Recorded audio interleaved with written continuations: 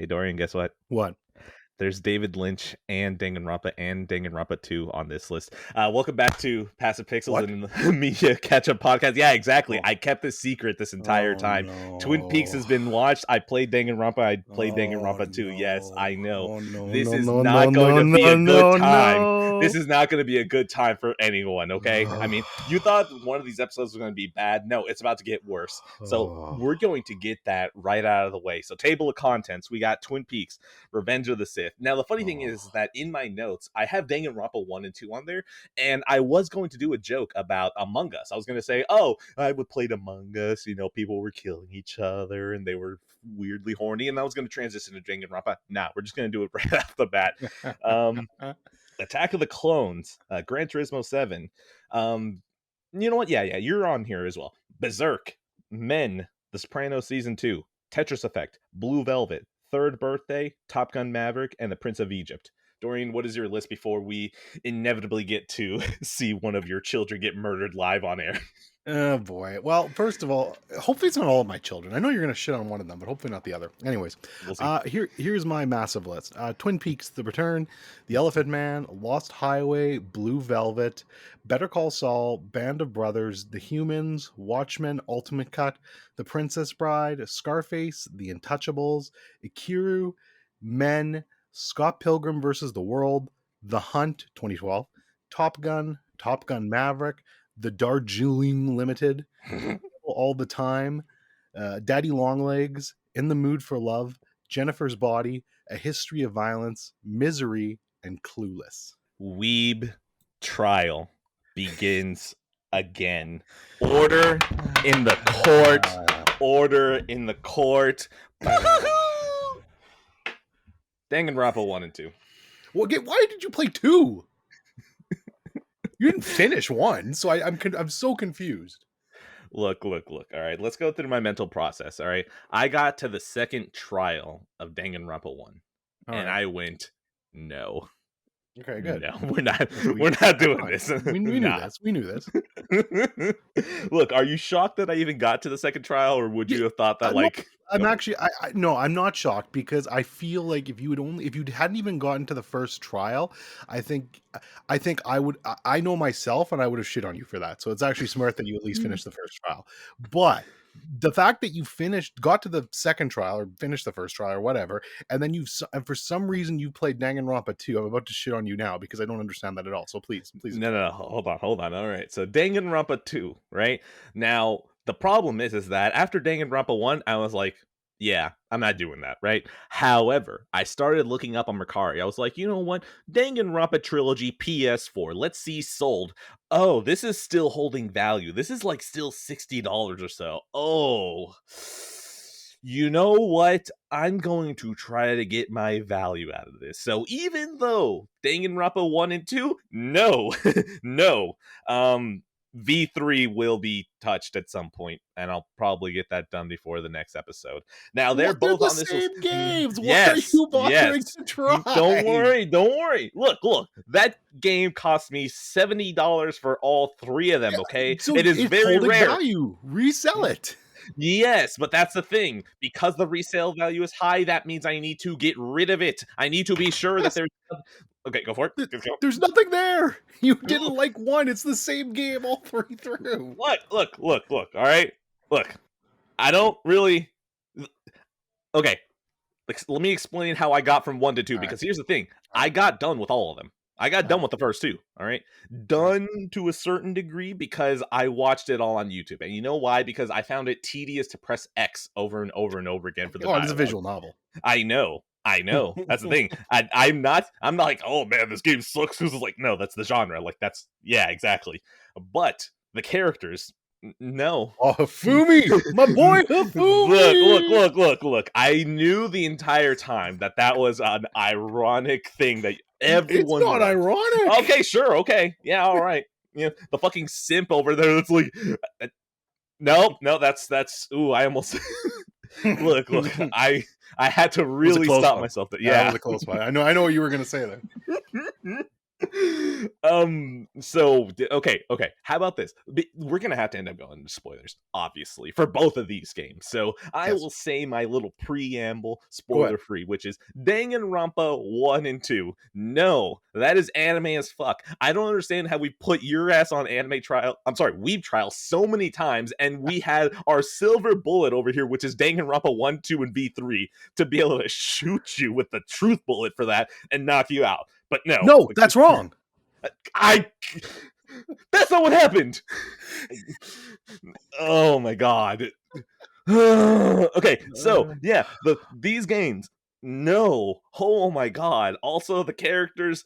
No. I was so shocked. I was like, I don't care about any of you. And then whenever someone ends up dead, I'm like, Why they're all yeah. dead? They're not. That's the whole point. We're having fun. We're killing weebs. We're killing weebs. Yeah, then you still have the stereotypes living and walking around and okay, you know what? Okay, say your piece before we go into spoilers. Yeah, this is one of my favorite series of all time. The Danganronpa 2 specifically is a top 10 game of all time for me. So yeah, I'm a big fan of these games. Do they have some very slight weeb tendencies in them? Perhaps. Perhaps, maybe. Perhaps, Oh, yeah, maybe. definitively. But I love these games. They're great. Okay, look, I brought up the cast of characters just so I can understand who I'm talking about. Okay, so yeah, 3, 2, 1. Someone give Junko and Nishima some fucking meds. What is wrong with this girl? I'm so annoyed with her entire existence. I hate that every single time I see someone, either Wario64 tweet out a deal about Danganronpa, or I see someone talking about Junko. It's like, dude, she died in like the first 5 minutes. Who cares? And then this bitch just keeps popping back up. I'm like, oh my god, just stay fucking dead. Why does she have like 14 different personalities? Is she controlling Monokuma? Is Monokuma basically its own thing until she pops up and then Monokuma fucks off? Like, also, Nagito can fuck right off. All of you enjoyed that guy. I don't fucking understand that. Who? Nagito? You didn't like Nagito? No, this Really?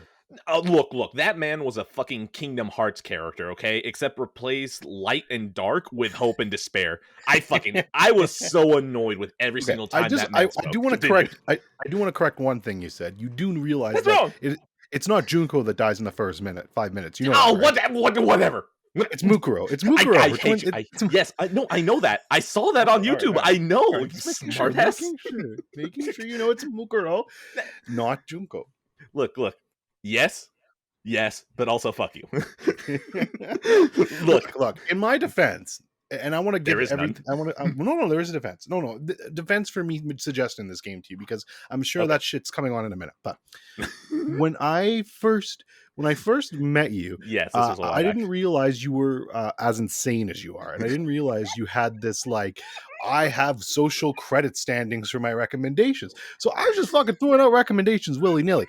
The second I realized how fucking nuts you were over this shit, I must have said at least 100 times to abandon this ship. I said, abandon this fucking ship. You do not even like Yakuza. There is no fucking hope here. Get off this ship. So that is my defense for that. No, don't worry. This isn't on your. Thank you.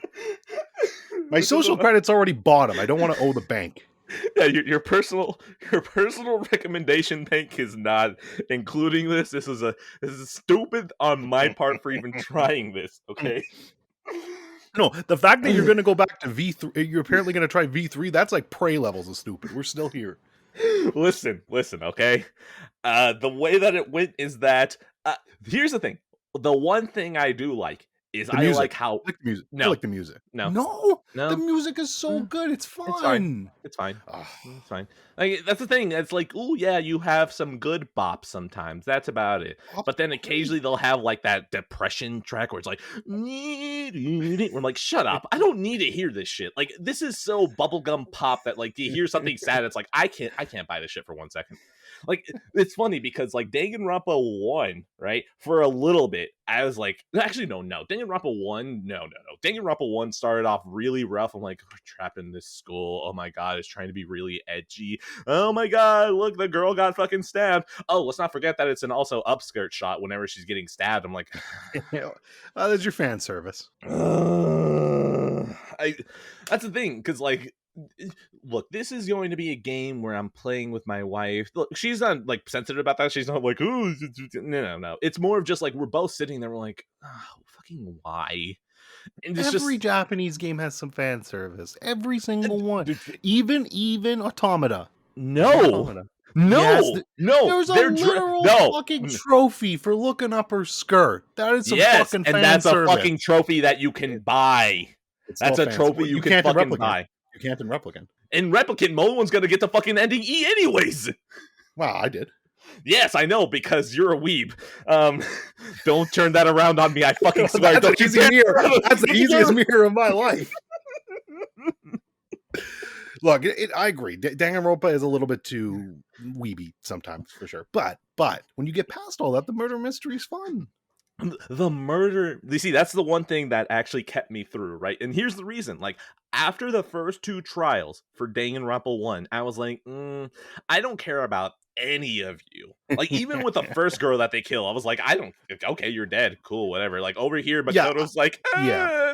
I'm like, I don't fucking care. I will say the first trial in Danganronpa is the worst trial in the entire series, like by far, and everyone agrees with that. It's not good. That's the thing. Like, once we got into the ridiculous explanation of the murder, I was like, oh, that's interesting. But the thing is that I don't care about the deliberation at all, because the deliberation just ends up being multiple times of like, this is happening, nope, this is happening, nope, this is happening, nope, and then you get to the final comic, and the final comic is literally what I started YouTubing by the time that I was done with the first 2 trials. I was like, okay, you know what is the 3rd trial, 4th trial, 5th trial, 6th trial? And then once I get to the 6th trial, usually that's when I'm like, okay, let's find a long play of the ending and we're good. Which is weird, because Danganronpa 1, right, for the most part, I just didn't enjoy like anything that I played. And then I went through YouTube and I was like, oh, look, it's the super buff girl who killed herself. That's actually kind of interesting. Whatever the next trial was, I was like, that's interesting. And it isn't until it gets to the end where there's like a few handful of characters, I was like, oh, I think I kind of like you guys. This is okay. You know, I don't want to see you guys again. I'm fine. So we're all good here. Danganronpa 2, right? Just being in a beach setting, I was like, ooh, you know what? I'm kind of digging this. The music, like, I'm not even gonna try and hum it, because like I already started off on the wrong notes, but like you can hear it, right? And I'm just over here like, you know what? Yeah, this is kind of a vibe, right? And then the first kill happens, and they're like, explore, press triangle, and see circles, and then hit X on the circles. Like, I don't care. I don't want to investigate this at all. And then I just YouTube the rest. Honestly, I finished the YouTube for Danganronpa 2 like maybe a couple of hours ago. And you know what? I don't like Danganronpa 2 as much as I like 1. Like, that's the thing. That's comparative, by the way, because I don't think I like either of them. It's more of just like, oh, you know what? I like the ridiculous way that you wrote this shit. Oh, you're telling me that it was a double blind where Byakuya was walking through a table and he was murdered on accident when it was supposed to be someone else? Interesting, cool. Can I have more of that without having the nurse fall down and flash the camera for like a good 30 seconds with just this splash screen? Can we avoid that? No. Oh well, I don't want to do this. Yeah, no. It makes me sad, because like I'm playing this and I'm just like, is Phoenix Wright this anime too? Like, I'm thinking about trying to do... No. But I will say, with you saying that whole push X and all the circles things popping up, Phoenix Wright's gameplay is probably even less engaging. It's really not good. So if you didn't like Danganronpa, I don't think Phoenix Wright's gonna hit for you either. Maybe I'm wrong, but like it's even less engaging than Danganronpa was. Well, but it is less anime. It is less anime. So. Either way, like, oh, by the way, Monokuma, entertaining. Monokuma, that the killer bear, I like him. He's okay. You know, he's psychotic. He brings energy to it. Like, that's actually, I'm not gonna say it's a song I like, but you hear that and you see him and you're like, that fits perfectly. Let's see. Byakuya, the skinny Byakuya is a complete asshole, and by the time that you get to the end of the game, it's like, yeah, I think I like you.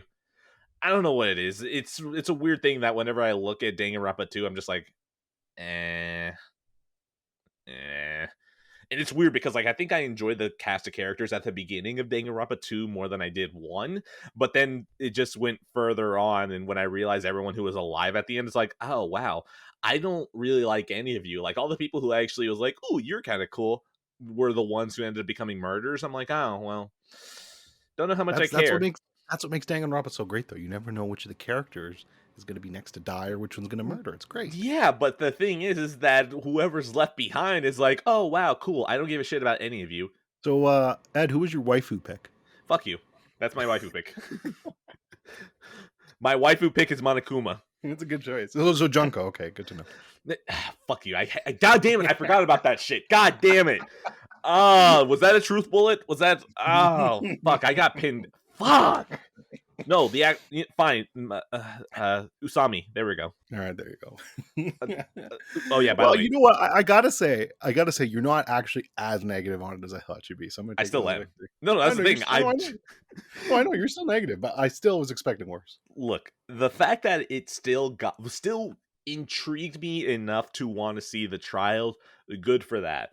But what the fuck is that backstory? Like, what the fuck is even going on with the super awful, special, worst tragedy of the world? The despair, the ultimate despair group, the future hope institution. What the fuck is even going on there? If I told you had to watch an anime to understand, I am. Hold on, we're gonna. Look. I'm not gonna pull out the gun. Instead, we're just gonna. There we go. There we go. That's unfortunately that's kind of the truth because you don't really learn a lot about the backstory and kind of what's going on there without watching the anime. So, yeah, Ultra Despair Girls. Let's go. I haven't even played that one. I want to at some point, but yeah. Danganronpa 1 and 2 is going to be a why am I even still trying V3 out of 10? Yeah, I agree with that score full-heartedly. Danganronpa 1 is an 8 out of 10 for me. Danganronpa 2 is a 9 out of 10 for me. Remember, we're back on my hard sliding scale for games, which is a lot more strict than my movie scale. So I really love those games, and they are fantastic. By the way, the PS4, don't play it on PS4. I played Danganronpa 1 on PS4 for a little bit. I was like, this is no. But then I remote played Danganronpa 2 to my Vita. And I was like, oh, even just remote playing it to my Vita, I'm enjoying this more. Until, they told me, like, investigate. I'm like, I'm fine. You should be fine. But yeah, V3 on Vita ran like shit. But I imagine remote play will be better. So. Oh, yeah, of course. The playing it through PS4 remote playing, I'm pretty sure it's going to be the exact same thing where I'm like, ooh, okay, this is a setup. Someone got murdered. Go ahead and investigate. And I'm out.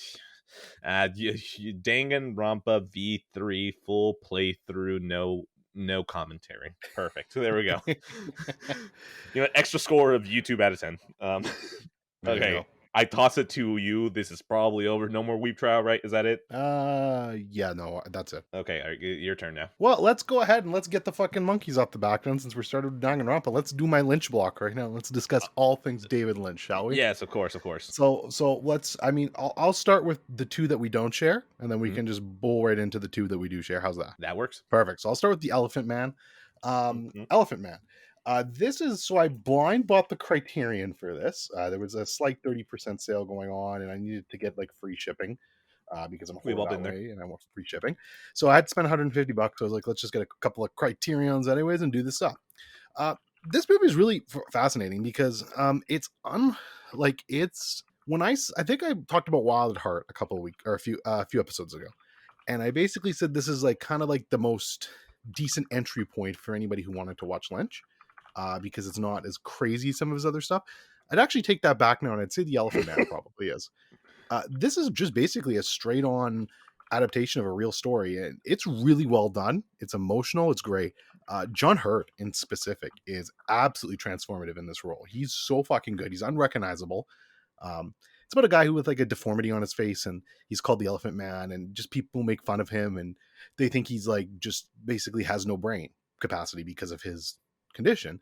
And Anthony Hopkins plays a man who's like, well, no, maybe you do. And he's decent to him, and it's just a really great story, honestly. My favorite thing about this movie, though, and I didn't even know this until our old friend on the Passive Pixels Discord, shout out the Passive Pixels Discord, Another uh, ad. DB Cooper, good old DB Oh, Morton okay. Yeah, you know himself. what? I'll allow that. Yeah, DB, wonderful man. I love him. This is actually one of his favorite movies, I think, ever. He gave this movie a rare 5 out of 5 rating on his Letterboxd account, which he doesn't rate a lot of movies.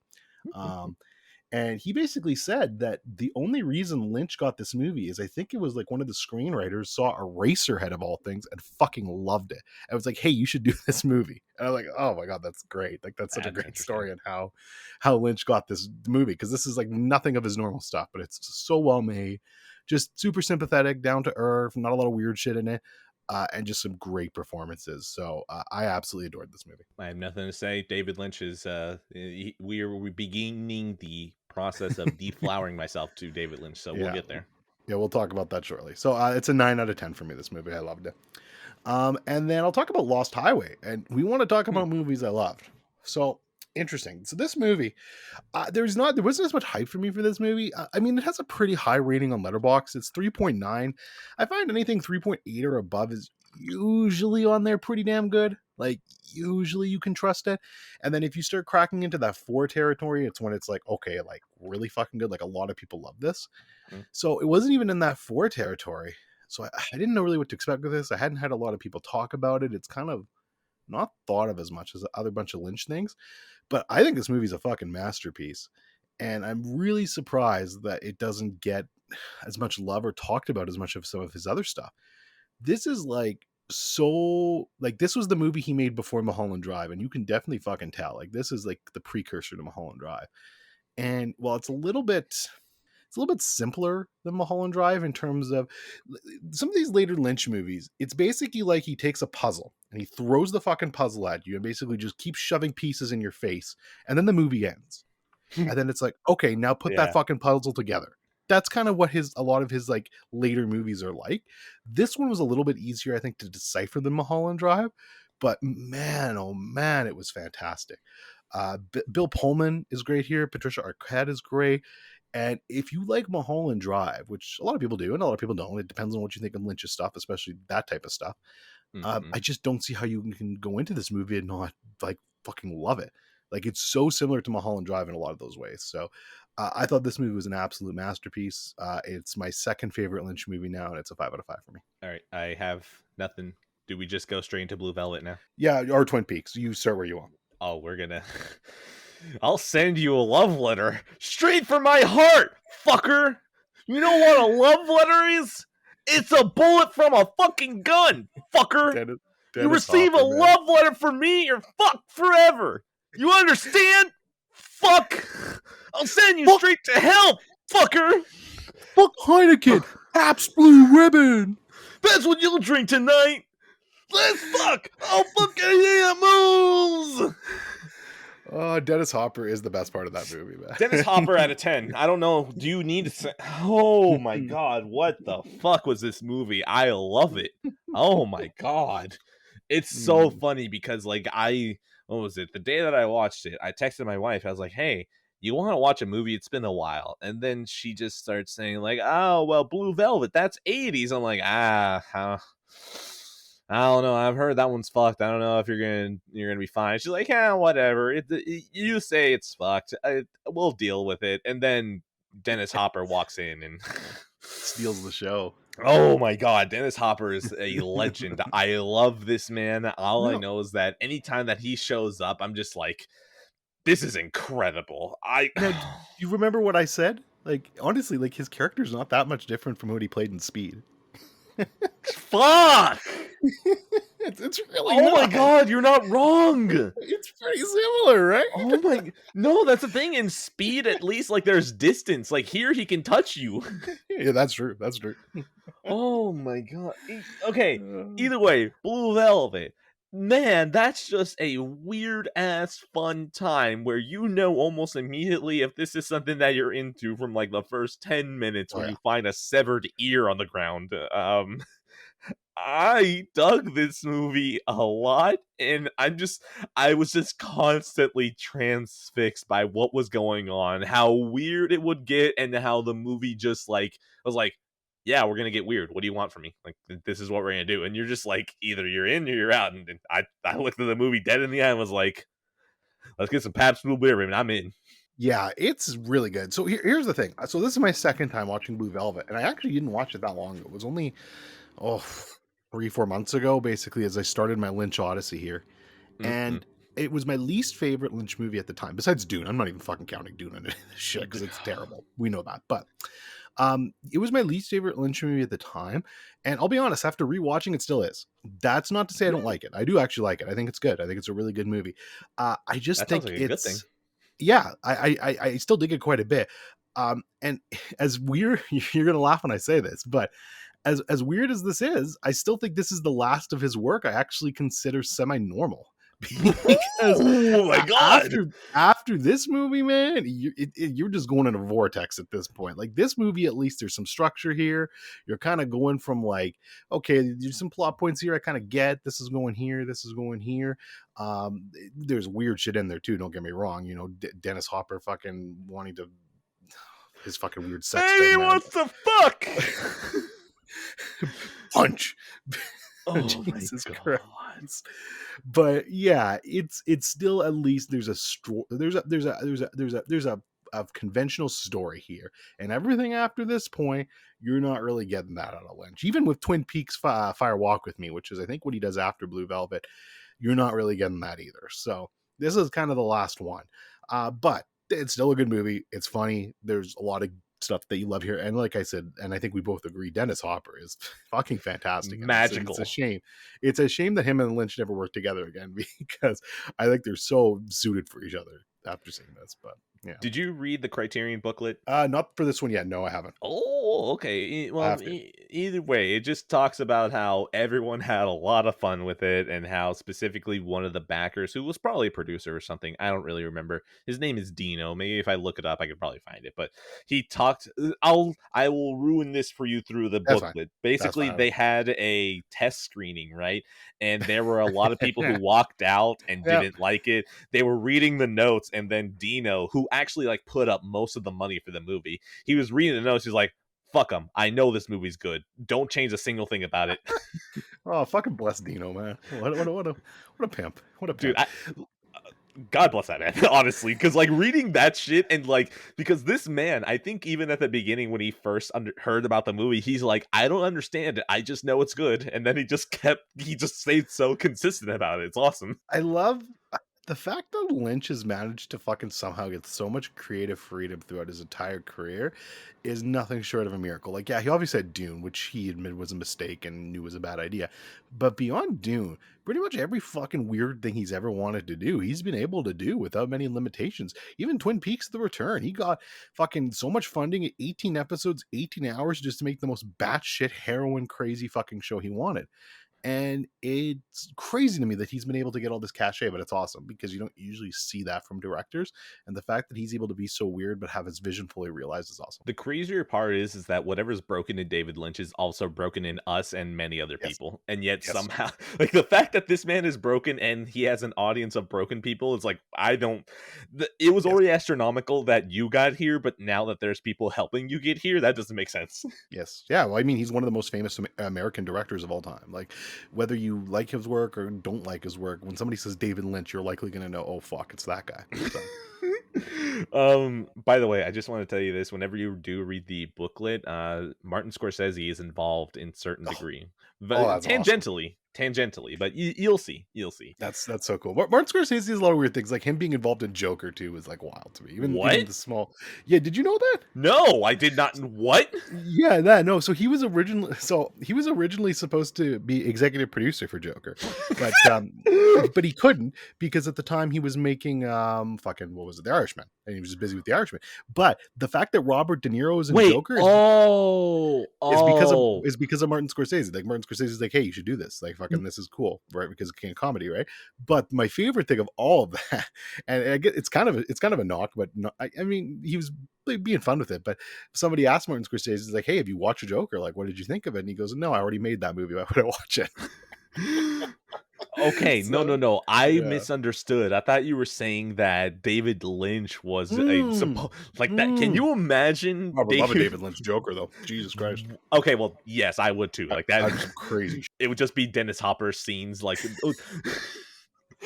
dude, like that's the thing. They said that this movie had like a 3 hour and 57 cut before they actually took it to the Oh, yeah. editing room. So can you imagine like they just had 2 hours of Dennis Hopper and they're like, David Lynch's Joker. It's like, wait a minute, isn't this just deleted scenes and no one just like I don't know what you're talking about. Like that's just Joker. Yeah, this is one thing you'll come to learn with Lynch. Like Mulholland Drive, whenever you get to that, that was originally supposed to be a TV series. And now it's a 2 hour, 20-minute cut of a movie. So, I mean, he adapts and changes a lot of his shit when he needs to. So, yeah. Okay, Blue Velvet is gonna be he put his disease in me out of 10. It's a 7 out of 10 for me. Okay, Twin Peaks. Yes, I'm fascinated. So, how far are you? Yeah, just talk. I'm sorry. Okay, how far am I? I think I'm maybe that's the thing, because like I wanted to try to see if I can get all of Twin Peaks season 1 out of the way, and then see if maybe I could get Danganronpa 1 and 2 and 3 out of the way. That didn't work out. You know, I set my goals kind of high. It didn't work out. Twin Peaks, I think I've only knocked out 3 episodes. The last episode, we already met the small person who was dancing, and Yes. that was maybe some of the greatest television that I ever Oh, seen. This man beautiful. just talking like chopped up and just It's so dancing in good. this red room, and Kyle MacLachlan is just like, I don't. Like he's just looking around like he's looking for the bathroom instead of being completely creeped out by what's going on. By the way, Kyle MacLachlan, I love this man. Oh, he's great. If this man hands me a pamphlet to like donate to him every Sunday, I think I might buy in. Like there's something about this man that is just like, I just want to be around you. You just have this face of like, I don't really know what's going on, and I don't know if I really care about what's going on.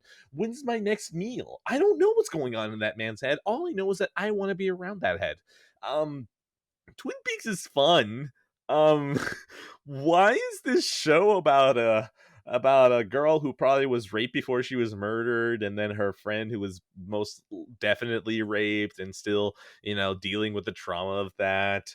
But it's also a small town and an FBI agent, and that one lady who talks like this has a certain voice to her that my wife hates.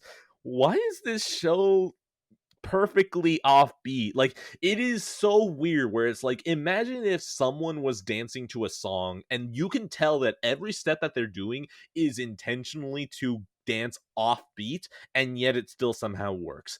It doesn't make sense. All I know is that I've been enjoying this very thoroughly. Oh yeah, that's fantastic, and that means you're going to be in for a wild ride. That, you're right though, and this is so interesting. When I talk about limitations from Twin Peaks, this is where he probably, or sorry, for David Lynch, excuse me, this is probably where he had the most limitations. Is this show with ABC? This was on a prime time fucking network. Ed, imagine you're sitting there in the '90s and this fucking midget's dancing. Excuse me, little person is dancing around the fucking red room. You're just sitting there. What? What the fuck am I watching right now? Like the fact that this was on network television in the 90s is just nothing short of astonishing to me. Like All right. astonishing. Okay, hold on. ABC 90s shows. Because that's the thing. If you told me 90s show, my brain goes immediately to like ER. And it's like, no, that's not ABC. That's NBC. Let me see. Is there... Fuck. Okay, I can't keep going because this joke is going to take for too long. But just... I wanted to think of contemporary 90s shows. Yeah. Like, oh, hey, look, let's watch Seinfeld and then Friends. And then what comes afterwards? Twin Peaks. Yeah, Twin Peaks.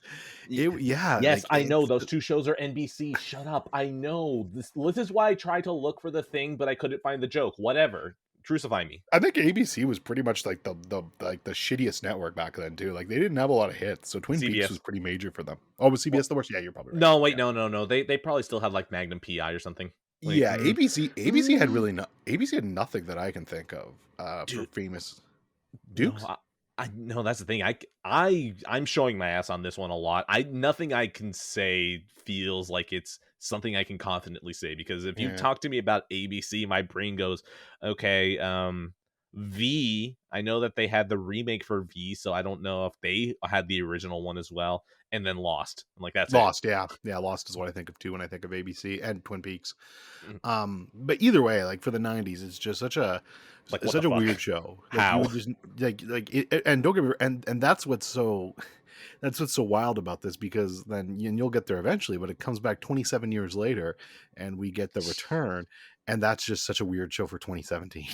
So David Lynch manages to do it twice in two different completely decades, but yeah, if you're in the first three episodes, you'll be in for the entire thing, and unfortunately you will have to deal with season two like the rest of us, but that'll give you your stripes when you get there. Okay, you know what? I'm gonna go ahead and go to score now. The score is gonna be Kyle MacLachlan using rocks to throw at a piece of glass to determine who probably raped and murdered this woman out of 10.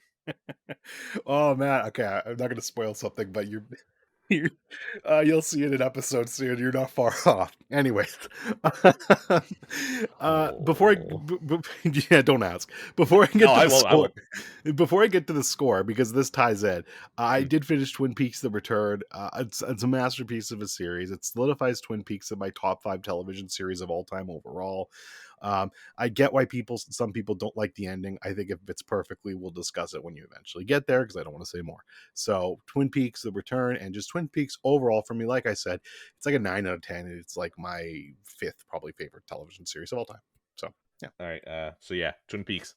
Big fan. Big fan. What is next? Well, I got way more shit than you, so I suppose I should start knocking Yeah. some of that shit off. Yeah. I'm Um, probably gonna be silent for like the next hour and a half. Sounds good. So tangentially, I know you meant. I know we said we weren't going to say anything. Better Call Saul. I just want to say one thing quick, so I'm going to jump right into spoilers on this. So spoiler Oh time yeah, for no, Better Call no. Saul. So no, here's the thing. We said that if we wanted to talk about it for like the halfway mark, that's completely fine. So Yeah, let's go ahead and just do spoiler free of holy shit. yeah, holy shit. Yeah, That's it. it's incredible. So now spoilers. All right, ready? Mm. 3, 2, 1. Jim McGill, you were a fucking asshole. Poor Howard. Oh I my feel god. so goddamn Oh, bad for Howard. He dude. everyone thinks he's this cocky asshole, but his life's falling apart home apart. He's trying falling apart at home. He's trying his best at fucking to like do right by Jimmy. He got completely fucked by him and Kim, and then he's in the wrong place at the wrong time when the fucking Mexican Terminator's there. Like poor fucking Howard. Dude, there's just something about like so I don't remember what it was. I think I was going to the kitchen, I was throwing something away, and then I saw Lalo walk in, and I'm just standing over at the counter just looking at the TV like, "Oh no." And I can just hear the fear in Jimmy and Kim's voice. I'm like, "Oh no, this isn't." And even then Howard's just like, "Oh, well, I need to get out." And then as soon as I saw the gun get into frame and just like it's one shot of just Howard's face and then the gun barrel just right off screen and then blam. And I'm over here just like I yell. I'm like, no. And my wife is sitting at the kitchen table and just looks at me, and we just both have this open mouth look of like, oh no, they did it. They did it. And he's oh my god, this it's one of those moments that it just kind of reminds you, oh yeah, death is kind of a thing that just is like actually horrifying, and most TV shows and movies and games just kind of trivialize it. And just the way the bullet hits his head and he hits the ground, it's like, oh, that was a person. That's not a person anymore. Oh no. God, that was fucking brutal. And then you just think, Kim, if you had just driven to that fucking place last episode, Howard would still be alive. Yes, you guys would have been fucking with him a lot, but Kim, if you hadn't turned around, Howard would not be dead. Fuck. Yeah, it's absolutely heartbreaking, man. Like that, like there's been like a couple of gut punches this season, and we all knew that fucking Nacho was gonna bite it. Like we knew there was no way out for Nacho. It happened sooner than I thought, but we knew there Yeah. was no way out for him.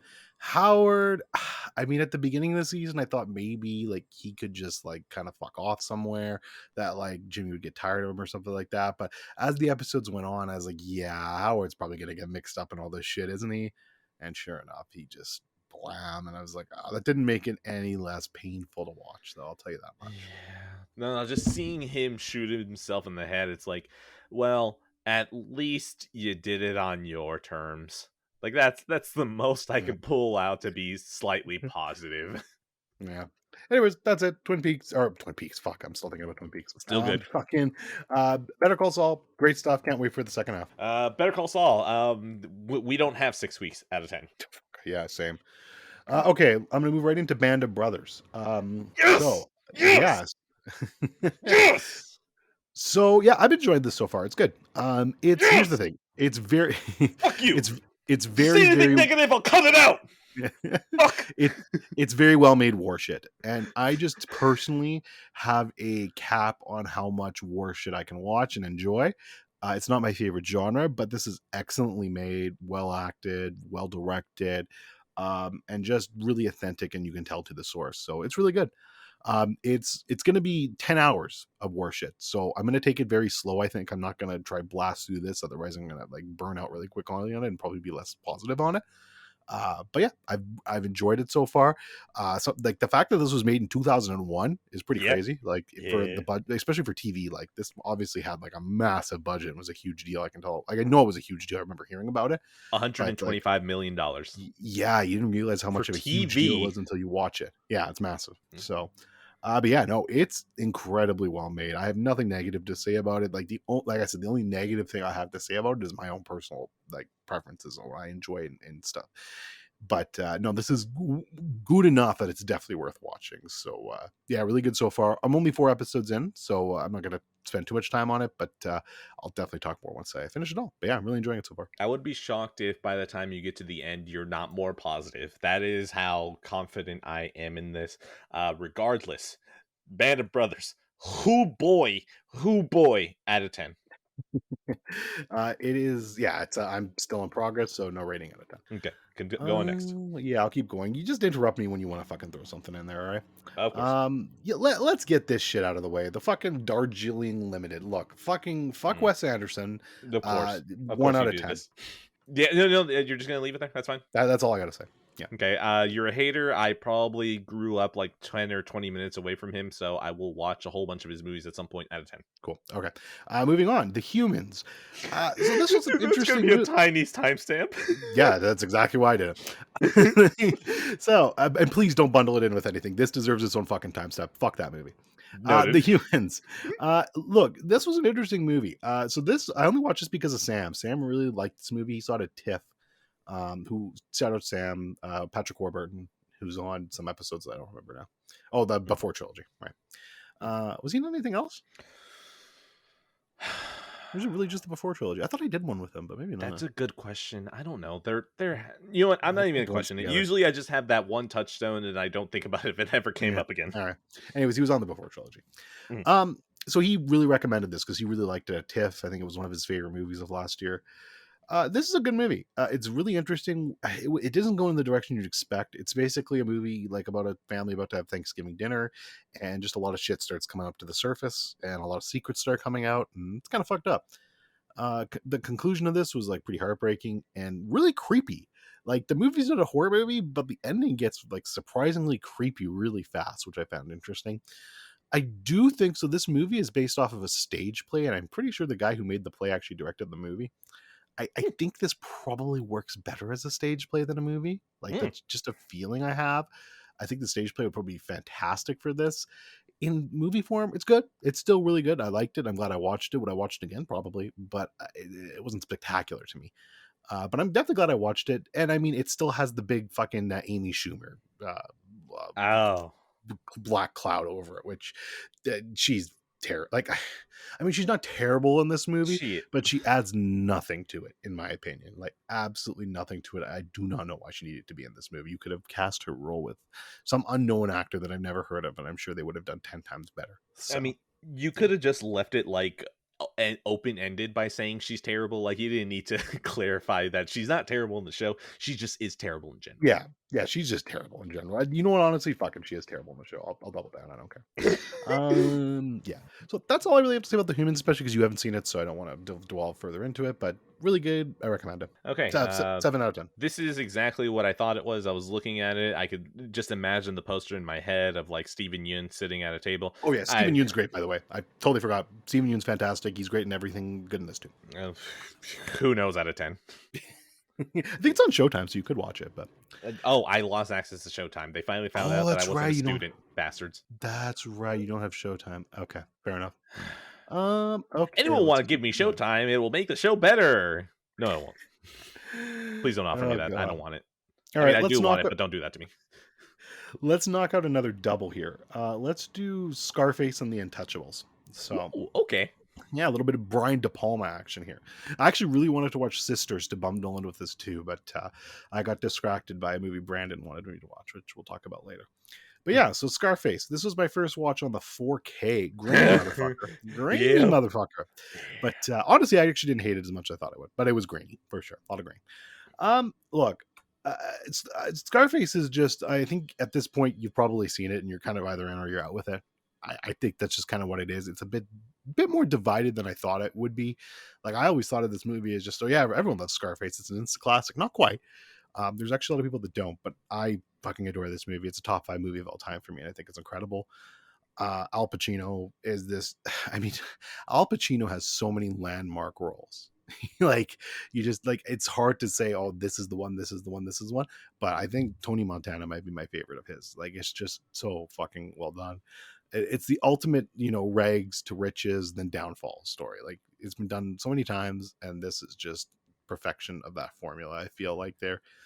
And then you want to talk about the big 3 kind of mafia movies that get bundled in together a lot of the time. You talk about The Godfather, you talk about Goodfellas, and a lot of time you talk about Scarface, I feel. And out of those 3 movies, Scarface is probably the worst one, but I think for me, it's the most fun and rewatchable. Yeah. So that's just kind of where I'm at. Although Goodfellas is very close. I will say Goodfellas is very close. For me, I personally edge Scarface. I'd say it's over. No. Yeah, I do. I edge Scarface, but I think Goodfellas is fantastic too. So it would be close for me. And yeah, which, by the way, rest in peace, Ray Liotta. That's fucked. And that's terrible. Terrible. Hold on. Did we ever get new news beyond him apparently just dying in his sleep or no?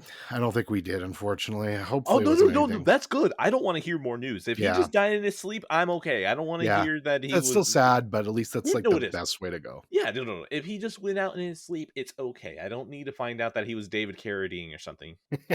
There's shit. Too soon? No, whatever. That's fine. I look, Ray Liotta. Thank you for Goodfellas. God bless you. Yeah, exactly. So yeah, I mean, it's Scarface. I don't really have much more to say. I think you've seen it at this point. You know what it is. Fuck the idea of remaking this. You can go to hell, Lucio Giordano, or whatever the fuck you say your name. You can fuck yourself if you. It's already a remake, but okay. It's already a remake, but okay. Go ahead, talk about Scarface. Scarface, big fun. I love how ridiculous Al Pacino's accent is throughout this entire movie. Hey, what's going on? We need to get the pound, and we need to get the women. This man's accent is so ridiculous, and I love the idea that this is some shit that if anyone ever did something like this would get them canceled immediately, and that just honestly makes it even funnier to me. This movie is just really fun, and it's just very 80s. It's Scarface. I don't really know how much I can say beyond my own opinion of it. So yeah, Scarface. I'm gonna go ahead and give it a Revenga Libertad out of 10. And also the 4K cut is grainier than a bag of rice. Yeah, it's very fucking grainy. Well, I actually don't like William, once you kind of push past the grain, it's a nice cut, but man, I don't know why they didn't reduce some of that grain, because it is really overpowering sometimes.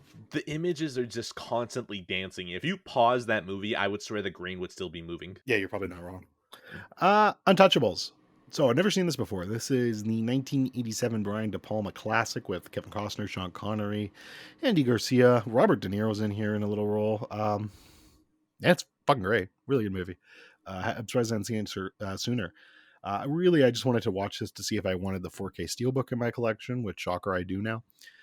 Just a classic gangster movie.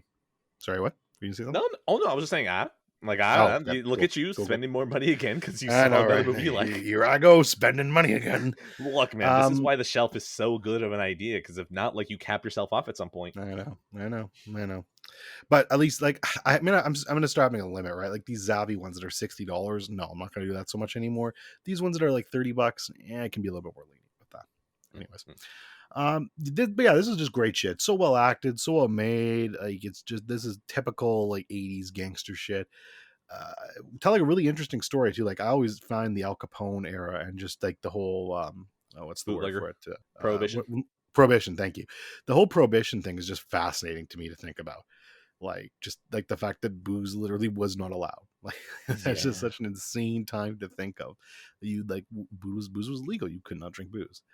And here's this crazy time where like you could really drink booze. It was easy to, it just technically wasn't legal. Mm. So yeah, really great movie. It's classic. Loved it. Untouchables. I remember watching this. I don't even know how long ago. All I know is that I enjoyed it. Could I say anything beyond that that would be accurate? No. This is the movie that has the baby going down the steps, right? Yeah, yeah. Okay, cool. All That right. seems great. Yeah, that's the thing that's definitely stayed in my mind over anything else. Also, that steelbook looking like a playing card, hot, Oh yeah, it's a hot. hot steelbook too. That, Mhm. that helps its case. All right, Untouchables. Baby carriage down some steps out of 10. It's an 8 out of 10 for me. All right, go on. All right, let's keep going, shall we? Let's talk about the one I just watched last night next. We'll talk about Clueless. Ooh, Yeah, ugh, Clueless. as if. This was fun, man. I like this. This just felt like, hey, I'm gonna have a what do you call those time capsules? I'm gonna put different shit from like the '90s in there. I would probably put fucking Clueless in there. Like this Yes. just felt like a perfect encapsulation of the '90s in a lot of different ways. Paul Rudd's great here. He's funny. Alicia Silverstone's awesome. Love Brittany Murphy. God rest her soul. She was great. Stacey Dash. Everyone else in here. And Amy Heckerling. She's Heckerling. the director here. What else did she do? She did something, if I remember, Richmond High. if I recall, Fast Times at Ridgemont High, right? Which I'm actually not a huge fan of that movie, shockingly. But this Is this it was fun. shockingly you don't like fun? Yeah, true. This was fun though. Oh, by the way, and I'll mention this in another movie later. But if Wallace Shawn is in your movie, Kino, I'm telling you, man, Wallace Shawn, that guy, like I love Wallace Shawn. That guy's just great. So if I see Man him, I'm does like, have a okay, good voice. yeah, this I really like that. I can't Yeah, do it, but you see, that's the thing. I thought about also mimicking it, but it's like there's nothing yeah, I can do. yeah, it's a stellar voice. You fell But for my classic blender. Like no, that's not. You see, I still tried it too, like an idiot. you know what? Fuck it. I'm going to bundle Princess Bride in here too. So we'll talk Yes. about that. We'll talk about Princess Bride after. But Clueless is great. Yeah, just fun '90s movie. Oh, but the music, the soundtrack was so great. So much Radiohead in here. So much grunge in here. So many like great little '90s tracks in here that I just loved. So yeah, just a lot of fun. Like I would definitely watch it again. Like it seems like a good like. Oh, I'm kind of sick. Like what can I throw on? Let's just throw on Clueless. All right, Alicia Silverstone. Let's get this out of the way. Bonk. Beyond that, Yes, yes, big bonk, big bonk. Clueless is just also another fun movie. It's funny because I think I remember watching this movie probably after I watched the first season of Curb Your Enthusiasm, or somewhere with the first few seasons of Curb Your Enthusiasm. So it was funny how I think there's an episode where Larry goes to it was a meeting about people who had been sexually abused and how someone's like, I was sexually abused by my step something, right? And Larry's there like, that was your step something, this is a group for people who were molested by people who were related to them. And then I just remember the statement, step counts. So watching Clueless, I was like, step counts. I don't think this is right. So yeah, that's pretty much all I got to say about that. Clueless, fun movie. I'm gonna go ahead and give it a that specific Jeep out of 10. Yeah, that's a fun Jeep. It's a 7 out of 10 for me. Just a lot of fun. All right. And Yes, yeah, so Princess then we're Bride. talking about. Princess Wait, Bride. hold on. Oh, okay. Oh shit! I have another bundle I didn't even realize. Okay, well we're gonna Oh, bundle Clueless, we're gonna bundle the Princess Bride, and then we're gonna bundle Misery because apparently Rob Reiner what? directed both, and I forgot that. So Whoa. Okay, yeah, no, I've heard very good things about yeah, Rob Reiner as a director, so that makes so sense to me that he yeah, can so here we jump go. between those two things. Yeah, very very different movies. So Mhm. let's talk about the Princess Bride first. So, Princess Bride. Never seen this before. This is a lot of people, a big nostalgia play for them. It's a very popular thing. But I'm happy to report that this movie is still really good even without the nostalgia. It's pretty damn great. Hey, hey, hey! I Again, did not watch this with any nostalgia. I watched this shit a couple of yeah, years ago. Okay, that was really great. So again, Wallace Shawn, Kino, Mandy Patinkin, to see him in this, like, and he's so young. He was great in this too, though, and Robin Wright too, of course. There's so many like young actors and actresses in this, and they're putting on a show, man. I know it sounds like a broken record at this point, but this movie was a lot of fun. Really enjoyed it. Andre the Giant, like I didn't know Andre the fucking Giant was in this, but he was a lot of fun too, and just having a blast in here clearly. And yeah, there's just like all the little flashbacks of like, or flashbacks, like cutbacks between Fred Savage and his grandpa. Like that's great too. How they're just basically reading the story to him. And yeah, this is probably going to be a buy for me when another Criterion sale comes about, because this was really great, and I would love to have this in the collection. So yeah, hell of a movie, man. And I gotta say, I didn't realize, like, have I seen anything else by Rob Reiner? Okay, I've seen Stand by Stand Me. by Me. Yeah, so he's really, and this is Spinal Tap. It's like a straight up comedy. I haven't seen that in ages, but I do remember it. So he can direct a lot of different shit. So hats off to him. All right.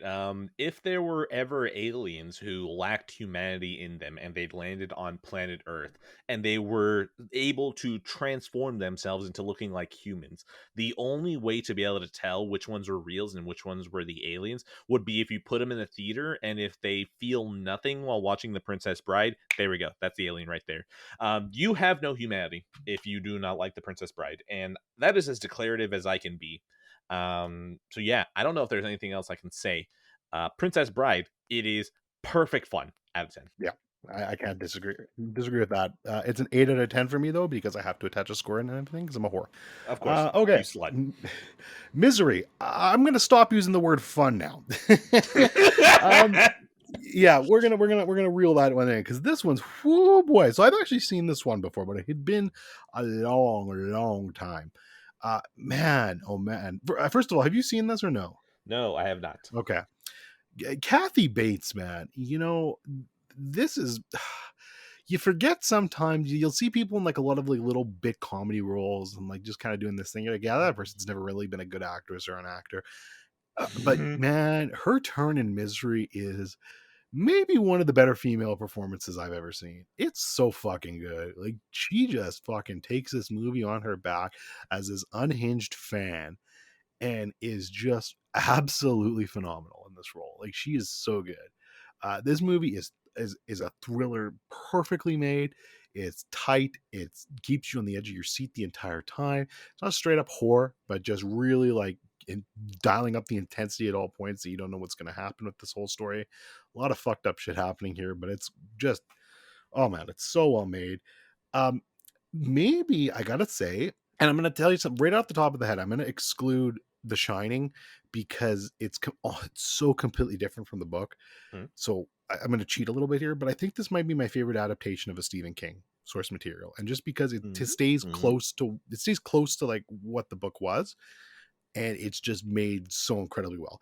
I like The Shining more than this, don't get me wrong, but I feel like it's almost its own separate thing at this point, because it's so fucking different and incredible. But you know, See, argue amongst that. Argue amongst yourselves on that one. I don't like that you're trying to compliment Stephen King at all, because look, with this man not liking The Shining, like there's I another agree. thing where, like, if you wanted to put a filter of do you have good taste or bad taste, Yeah. anyone who's in there watching The Shining is like, that's a bad movie. It's like, congrats, you just outed yourself. So Yeah. I don't like that you tried to give him somewhat credit by telling him, oh well, you know what? At least it's a closer adaptation. No, fuck that. Okay, we're not gonna do that. I don't know why I have this beef with Stephen King, and whatever.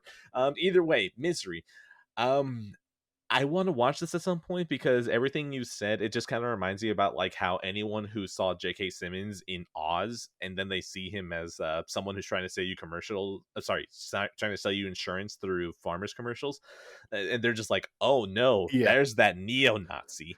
And I know Kathy Bates in her insurance phase, not her neo-Nazi phase, and Yeah. That's a statement that when I woke up this morning, I knew I was going to say. Kathy Bates and her neo-Nazis. Well, Oh god. either way, Misery. I want to watch this at some point. I'm pretty sure it's just floating off in the watch list because I don't really know if Rob Reiner is. No, you know what? Rob Reiner should be a director that I focus on because I think I only have Princess Bride for him. So, if at some point I ever get myself to watch Stand By Me, I assume that other movies of his will follow shortly after. Yeah, So he's got Misery some. is going to be a neo-Nazi out of 10. Yeah, he's got some good stuff in there. Before my score, one final thing. I got the 4K cut of this through Kino Lorber. This 4K cut's phenomenal. Like, Ooh. absolutely incredible. One thing I forgot to mention, the Blu-ray for Lost Highway sucked. And this was also Kino Lorber. I actually didn't realize this, but it was actually done without David Lynch's permission. So, like, a lot of the coloring is fucked up on it and the quality is not great. So, real big disappointment there. Apparently, there's a new 4K that 4K cut of that coming out soon. I don't know if it's Criterion or what, but whatever it is, I'll probably get it. If it's better, it'll double dip on that. But God bless, because Misery was fantastic. Like, what a gorgeous 4K cut. Like, they completely remade that movie and it looks incredible. So shout out to them for that. Yeah, great movie, 8 out of 10. Okay, let me I see. have Do I 12 have? left now. So what are you at? Okay, I got 1, 2, 3, 4, 5, 6, 7, 8, 9. Okay, let me do a couple more, and then we're like Right. basically close to even. Wow, holy shit, incredible. Let me do. What do I want to do next? Let's get another fun one out of the way. Fun. Jennifer's Body. Yes, that's a fun one. That is a fun one, right? Mhm. Uh, and it is fun. Look, let's get the elephant out of the room. Megan Fox, Amanda Seyfried, bonk, bonk, bonk, bonk, bonk, bonk, bonk, bonk, bonk, bonk, bonk, I bonk, mean, it's bonk. weird because yes, they are attractive, but I also feel like the movie itself makes you want to say bonk. Like, Wow, I- they literally make. I'm talking about the scene where they make out with each other. yes. Okay, Yeah, yeah, actually, yeah. I don't know what it is. Like, yes, they're very attractive, but I feel like the bonk is for the movie itself instead of them, even though sure. they both are attractive.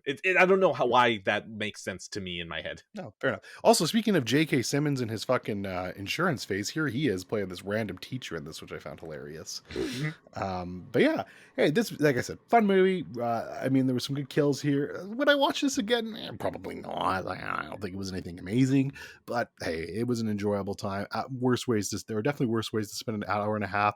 I still don't really like fucking, what's his name? Adam Brody. I think that's his name.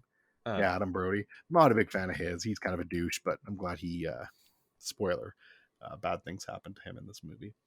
Um, mhm. but maybe.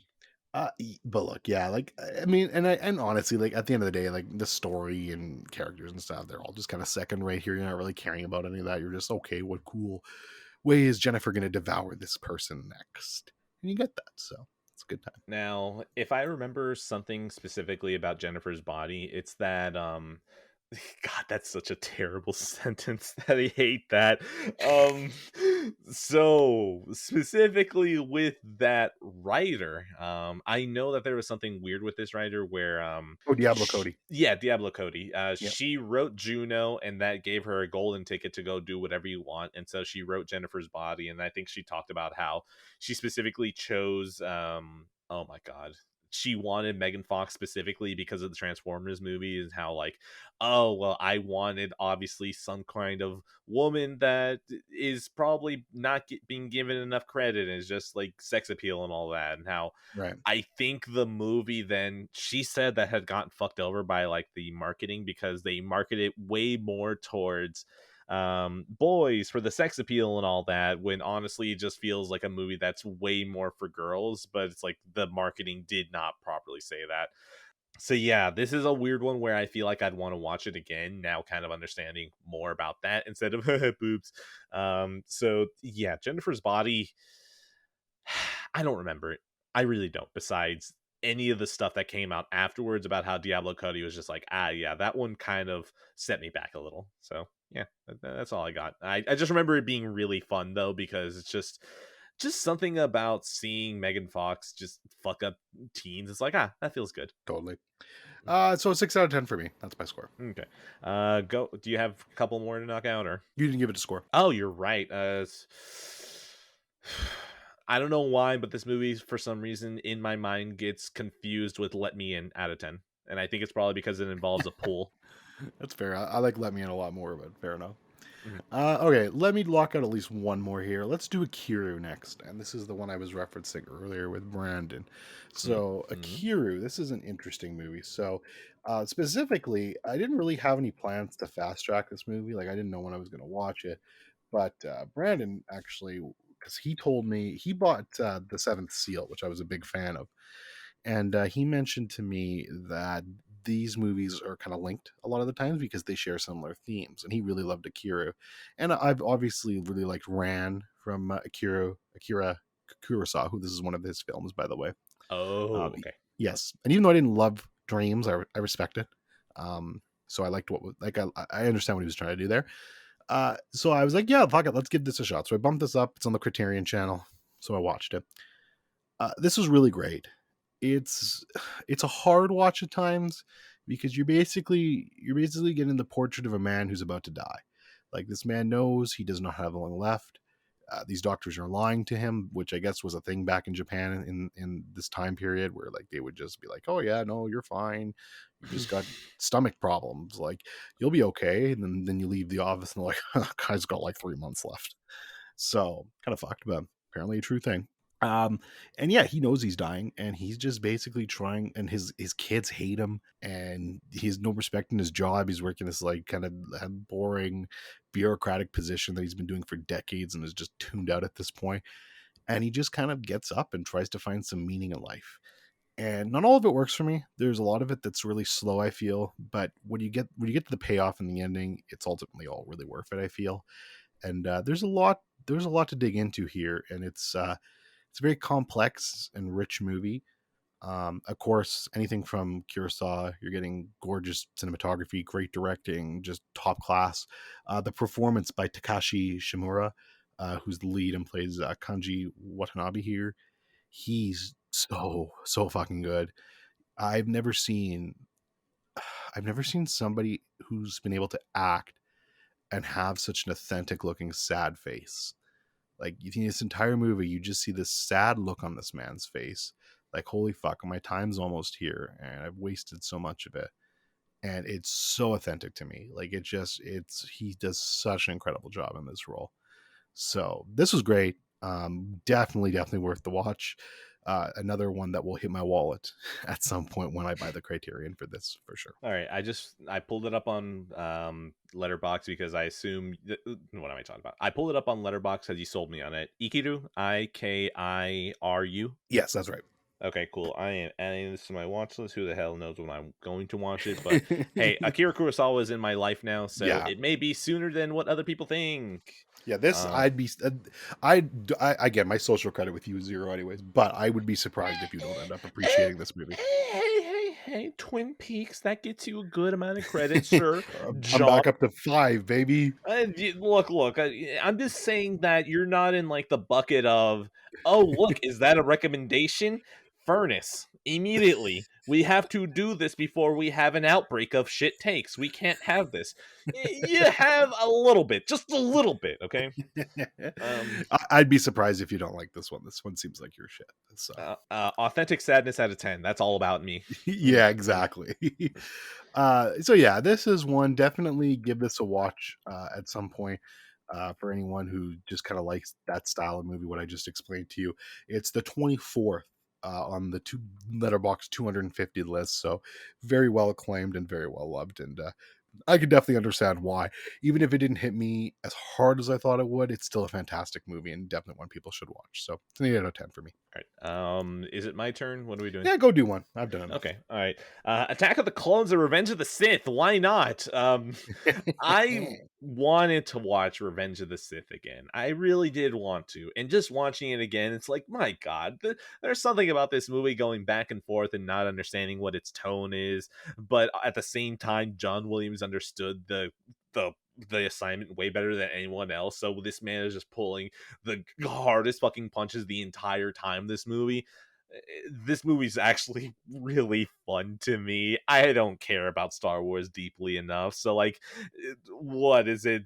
oh no, Darth Vader is actually a whiny teenager who got someone pregnant and now is terrified. I don't care, okay? I just like that Anakin's Lament and Order 66 has gorgeous music, and it's ridiculous that this one alien, what is Order 66? It's just shoot them all. That's it. You're telling me that this magical thing that got rid of all the Jedi, yeah, it's just shoot them. That's it. It doesn't matter. um Attack Revenge of the Sith is just something that I unabashedly enjoy. And then on the other hand, Attack of the Clones. No, my god, Attack of the Clones is just boring as hell. Oh my god. Although I am happy that okay, so I should probably explain why Attack of the Clones. Oh wait, I didn't write down Phantom Menace. Okay, I don't know how this happened, right? But I watched Revenge of the Sith, right? And then I left somewhere like the next couple of days. I don't mean like I was out of the house. I just like it was a couple of days later. I left somewhere and then I came back and my wife just had the Phantom Menace on. And I was just asking her why. And she's just like, well, we watched Revenge of the Sith and I don't know what was going on. And I was like, okay, I've never shown you this movie intentionally, but if you're going to watch it, I'm not going to stop you. And then, I sat down because it was the last hour because I came in during the pod race. And then we got to the fight at the end. And I was just like, you know what? Those are two scenes that are totally worthwhile. And I remember when I think I was just sitting at the couch one day. It was a couple of days later. And she puts on Attack of the Clones. I was like, oh no, this isn't going to go well. And I still sat there and I was like, I'm just going to be on my phone. And at least Obi-Wan is good. That's all I can really say about Attack of the Clones. Anything else is like, oh. To be fair, most of the fun that I had with Attack of the Clones was like, that's a meme. That's a meme. That's a meme. And my wife is just like, I've never seen that be as a meme. And it's like, yeah, because you're not eternally online like I am. That's a meme. That's a meme. So that's most of the fun that I had for Attack of the Clones. I'm going to go ahead and give Attack of the Clones a no out of 10. I'm going to go ahead and give Phantom Menace a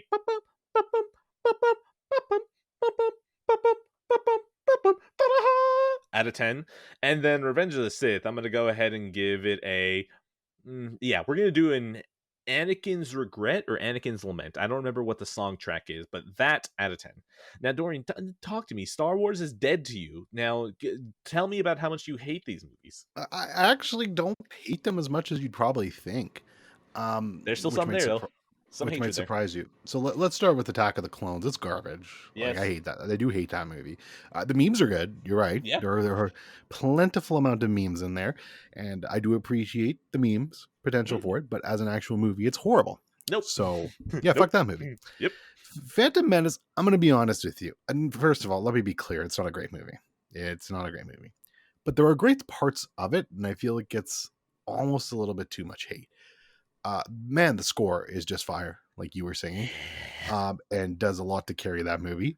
The pod racing is spectacular to me. I will never not love this pod racing. I think it's great. And I think, like, I swear to God, you cut Jar Jar Binks out of that fucking movie. Just take his character, throw it into a fucking blender. Then you're at least cooking a decent movie here.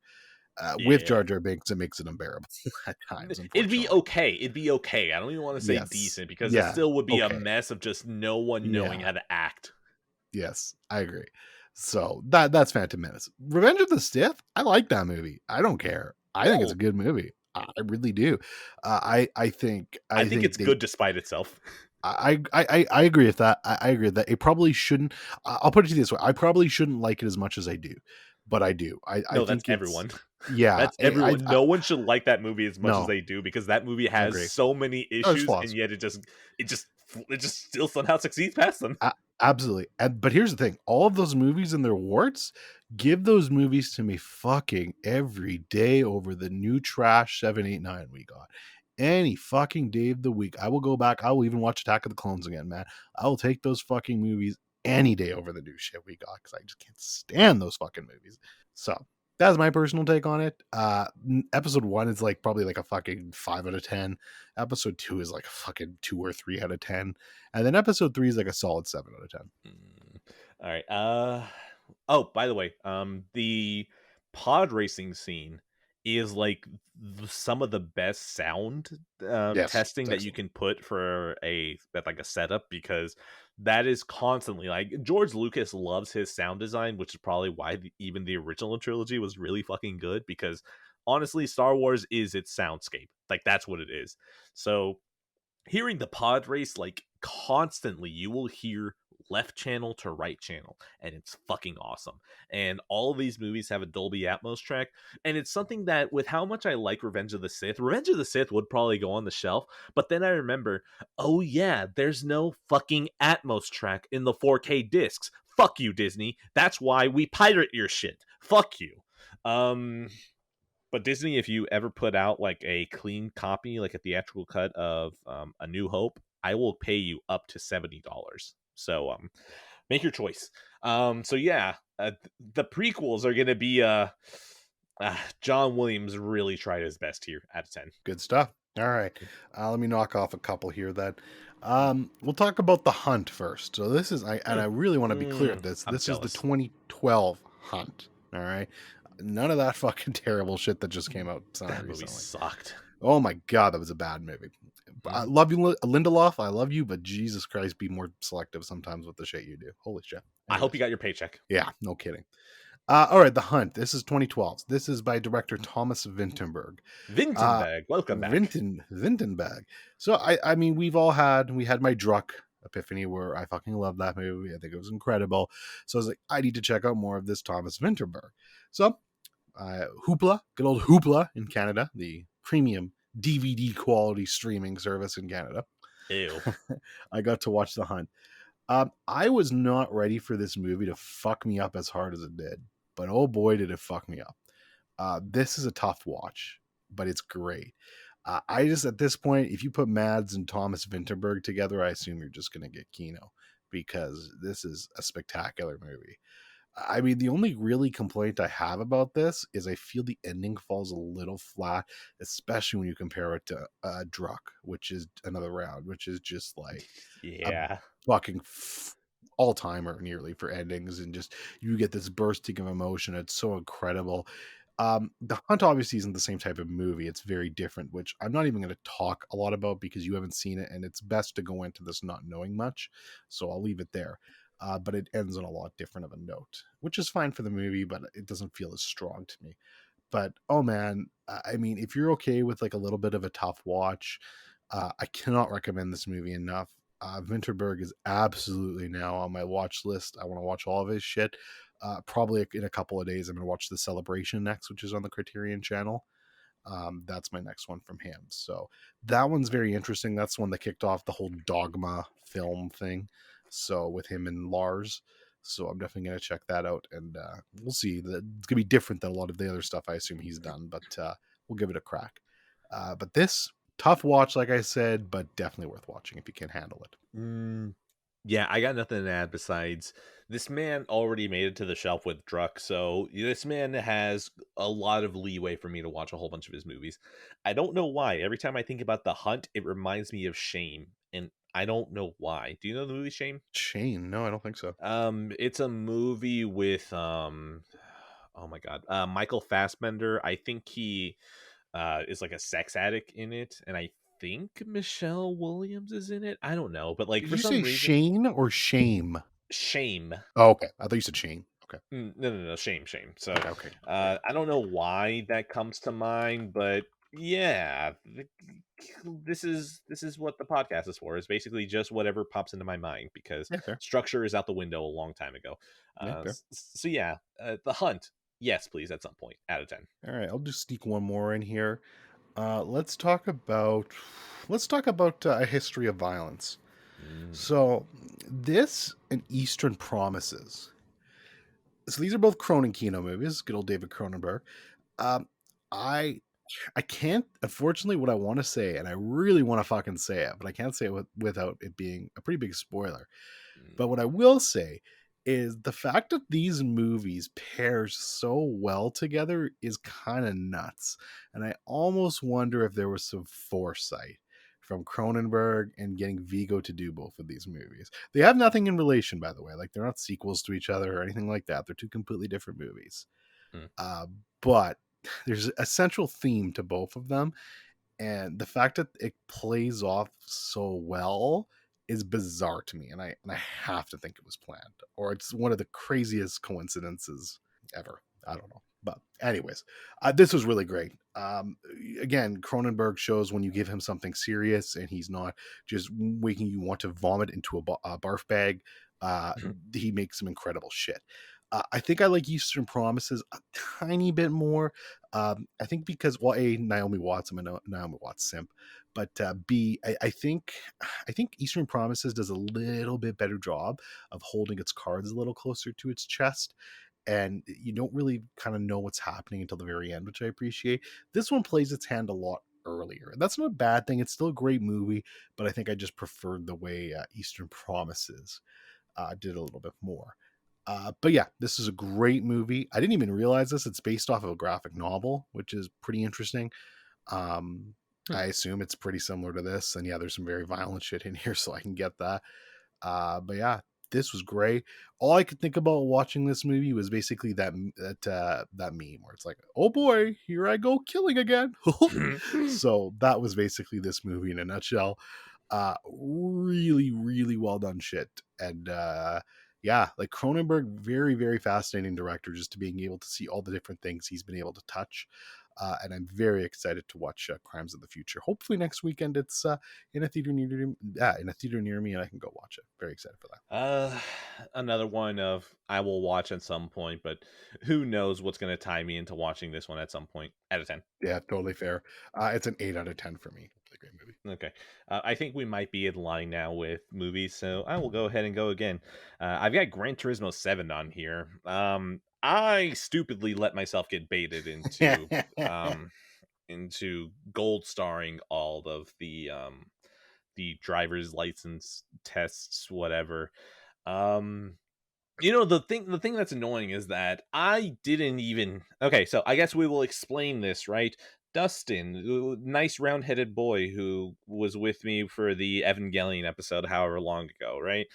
He put out in a message, hey, how impressive is it to do all of the driver's licenses, right?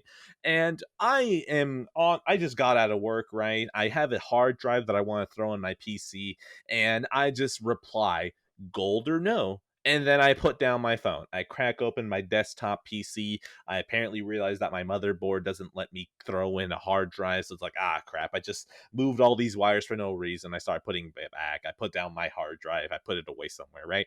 And then I come back to my phone and I just see like 3 different messages from Dustin. One's like, hey, fuck you. The other one's like, oh, look, you didn't do gold. You're over here trying to talk and you haven't even finished any of these. And I'm just like, well, what am I going to do? It's been a while since I've done anything spiteful. I don't remember when was the last time I beat, whenever the hell when I beat Doom Eternal. That was probably last year. I told myself I have like a year or 2, maybe even 3 of after Doom Eternal to not be credentialed at all when it comes to skill.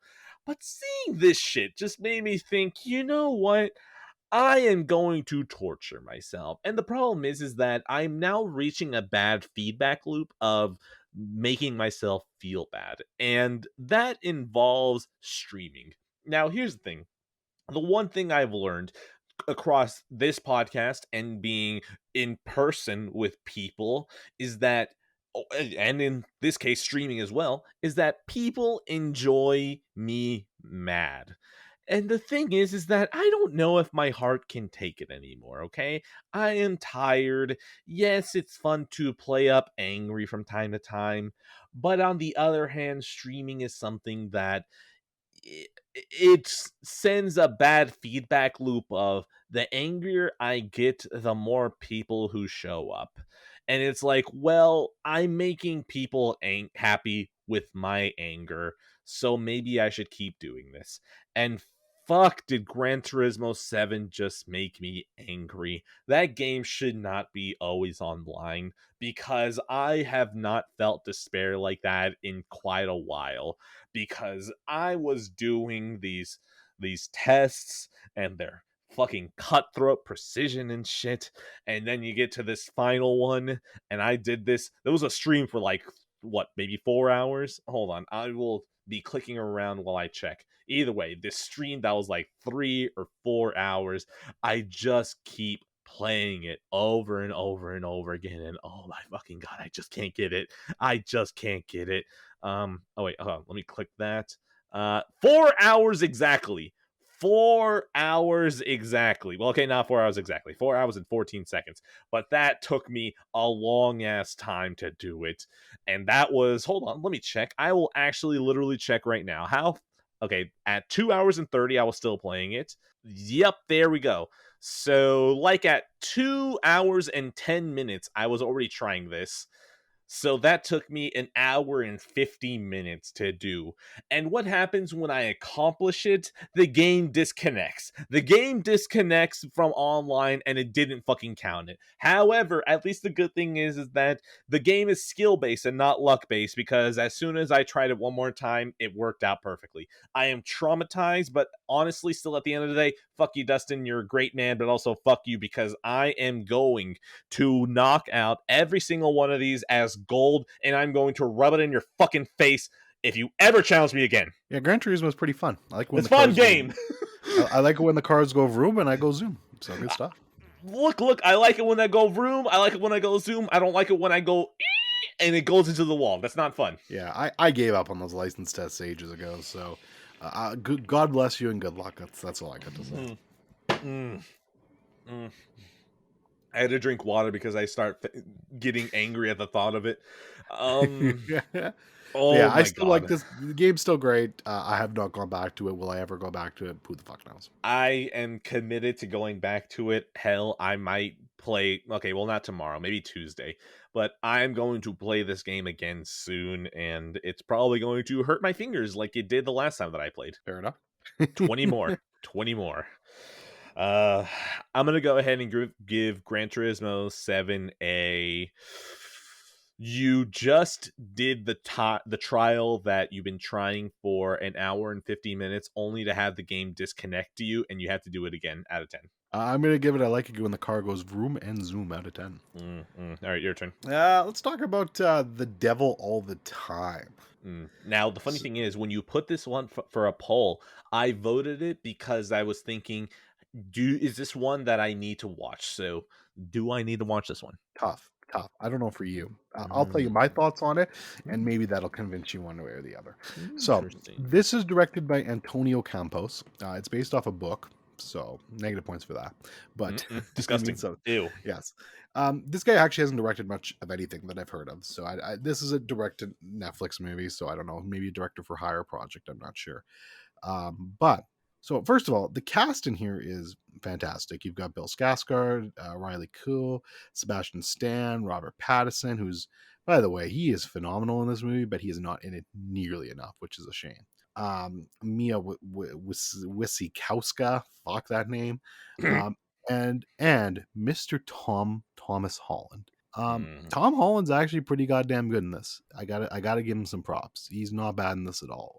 In fact, he's a far cry from the normal whiny Spider-Man bitch.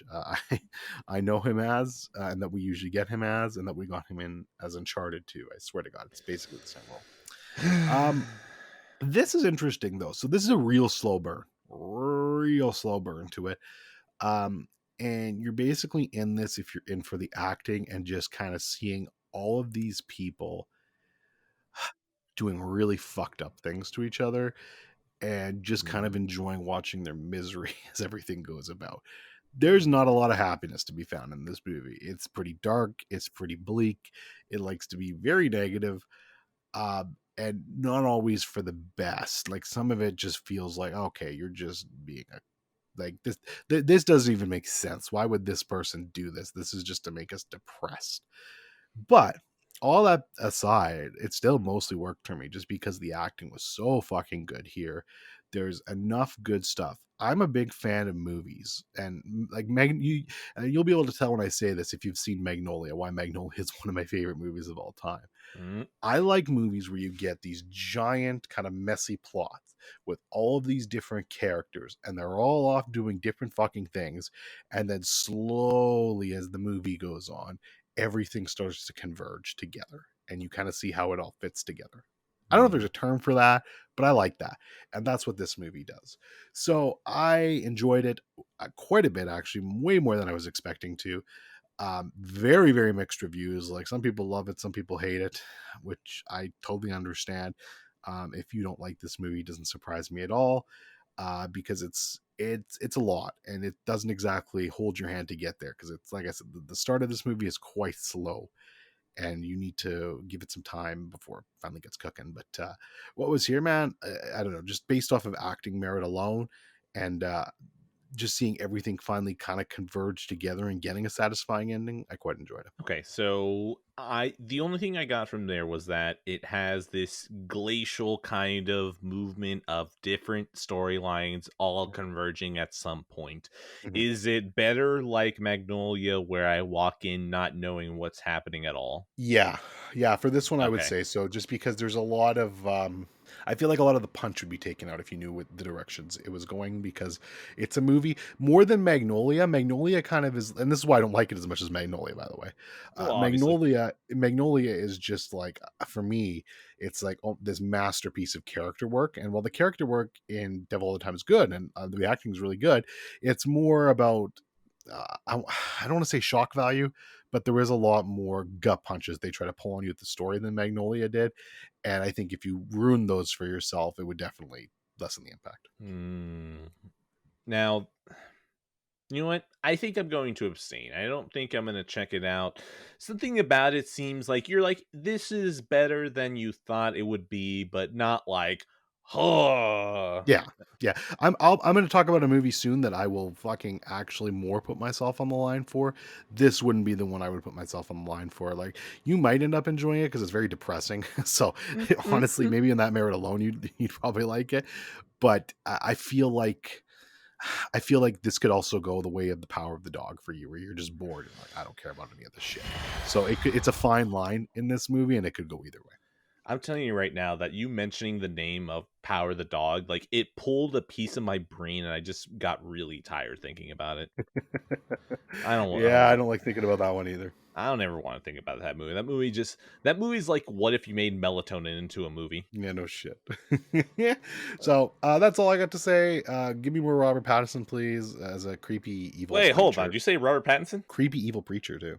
He's Fuck. fantastic. Okay, I don't know why. Wait, did you not mention him during the cast Oh, I roll did. or? I said he's not in it nearly enough. I did. Oh, okay. Out. No, that makes sense. My brain was like, it probably caught Robert Pattinson. Then you said not enough, and then I threw it out, and then you said Yeah. it again, and it brought it back. Okay, never mind. The movie's off the list again. Yeah, it's unfortunate. He's probably in it for like, it's a what, 2.5 hour movie nearly.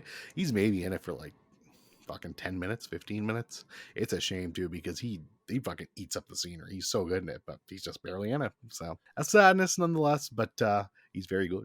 So evil Robert Pattinson's always fun. I give it an 8 out of 10. I'm actually really high on it, but I can't. It's hard to recommend for all those reasons. All right. Well, I got the Batman Steelbook, and I want to hear what the Batmobile sounds like in this room. So if I'm gonna get another dosage of Robert Pattinson, it'll probably be through that.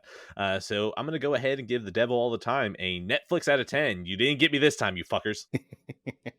Good shit. You want to All go right. next, or? Yes. Now Dustin already came up once, and he's gonna come up again. Along with him and Sam. So, can't believe this is on here, but Berserk. Um, they convinced me of a manga. Now, I don't exactly know how I let this happen, but it happened. I think they were talking about it one day and they said something like it had some of the most violent imagery that they've seen in anything. And my brain was thinking, it's a drawing. It's a manga. How bad could this art be that it would be something that would be worse than, like anything that would be attempting live action? Like that's impressive. And so that alone was like a morbid curiosity of, okay, let's see how this goes. I think I already read one volume about it, and I'm not going to lie, I'm shocked about how non-anime it feels. Yes, I know, manga, all that. Ed, why is it this in the weeb trial? Because I forgot, honestly. It probably Okay, should have okay, been there. okay. No, All no, right, no. all right, Like all literally, right, when it got through the all right. list, Oh, that's fair. even when I was reading like the table of contents, this should have probably been over there. I don't know why, okay? But All anyways, right, your it probably excuse. should have been Continue. there. As All long right. as long as you admit that, we're fine. Oh yeah, no, no, no. Like this is one where I'm like, oh, this is the first time in a while that I've had a little bit of an inkling of, oh, this is kind of different. Um, it feels like it takes itself way more seriously, but it's weird because it still has that edge. Like it still has like the like the character just seems a bit edgelord where he's just like, oh man, I don't give a shit about anyone else's life, blah blah blah blah blah. But there are enough hints in the volume to let you know that it's definitely a facade of some degree. And what it ends up coming off more as anything else, it comes off more as just dark fantasy than manga, which is so well. I mean, by manga I mean anime, like anime tropes like that. It's very weird because like I just keep waiting for like the other shoe to drop, but then I finish an entire volume and I was like, oh, that never went where I thought it'd be. I thought at some point it would just be like, look, the manga literally opens up with him banging out a girl, right? It just starts like that.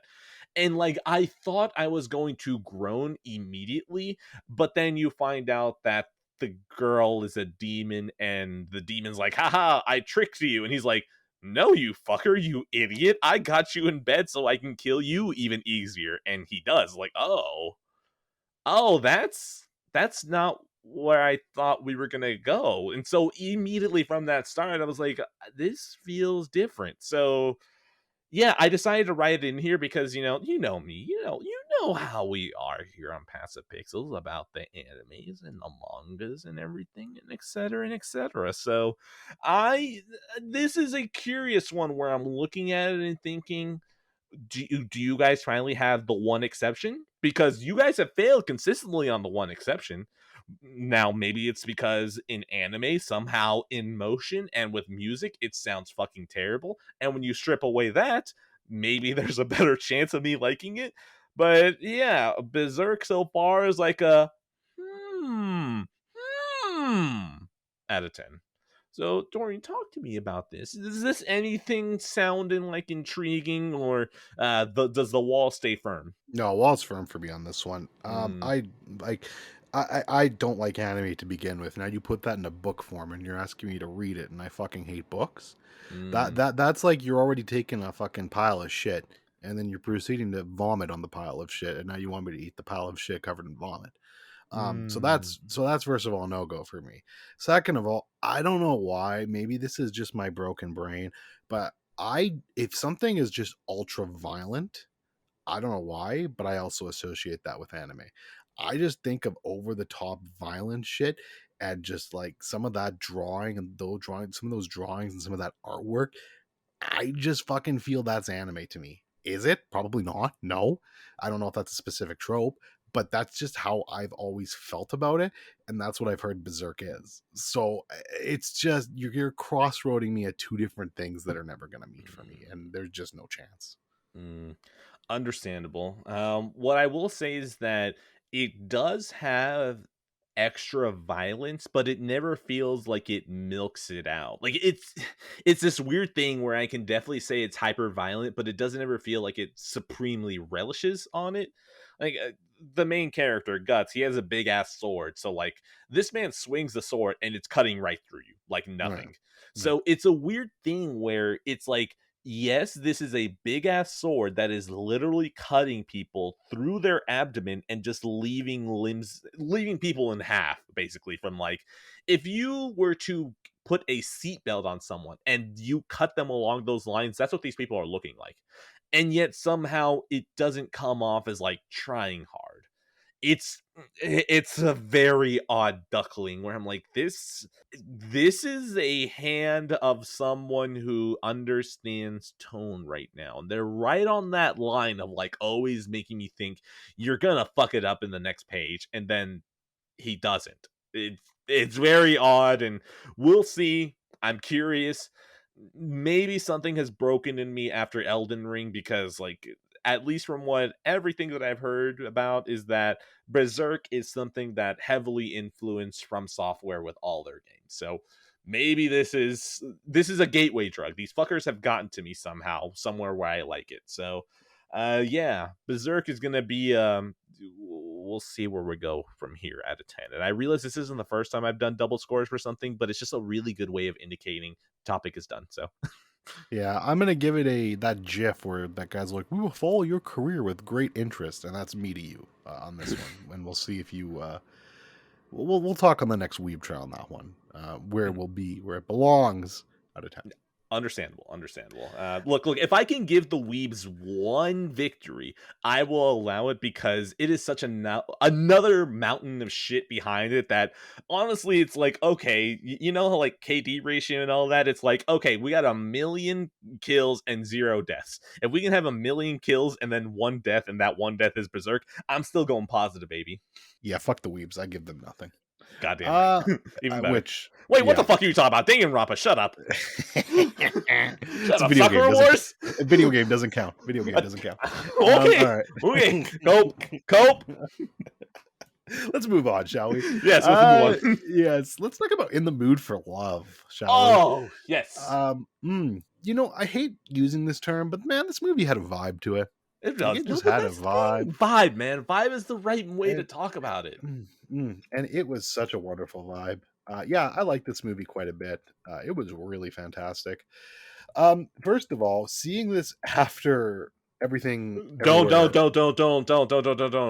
I'm going to cut out that one word All right. because I did. No, that is that. I don't think it's a Look, spoiler. it is though. It Uh, is. No. The thing is that like, okay, so like, oh, but oh, I can't say it. A raccoon. I would not tell anyone about the raccoon. I, I was just gonna say that I think it's a good see okay, you can cut this out if you want. Go ahead. But all I was gonna say was that I think it's a good seeing this after Everything Everywhere All at Once was an interesting experience for me to be able to call back on that. That's really all I was gonna say. I wasn't going to go into detail on that. But Okay, that's if you fine. All right, it's a, no details. Okay, understandable. That is fine. yeah, but if you think that's a spoiler, go ahead. Cut it out, do whatever you want. Edit this part. It's something that raises an eyebrow, but like nothing beyond Yeah, that. I Like, wasn't I gonna will go leave it. into the exact specifics of it, but anyways, do what you want. Blah blah blah. 19. Sorry, yeah. By the way, this movie was made in the year 2000. I thought this was a movie from like the fucking 80s or 70s. So it shows Yep. what I know.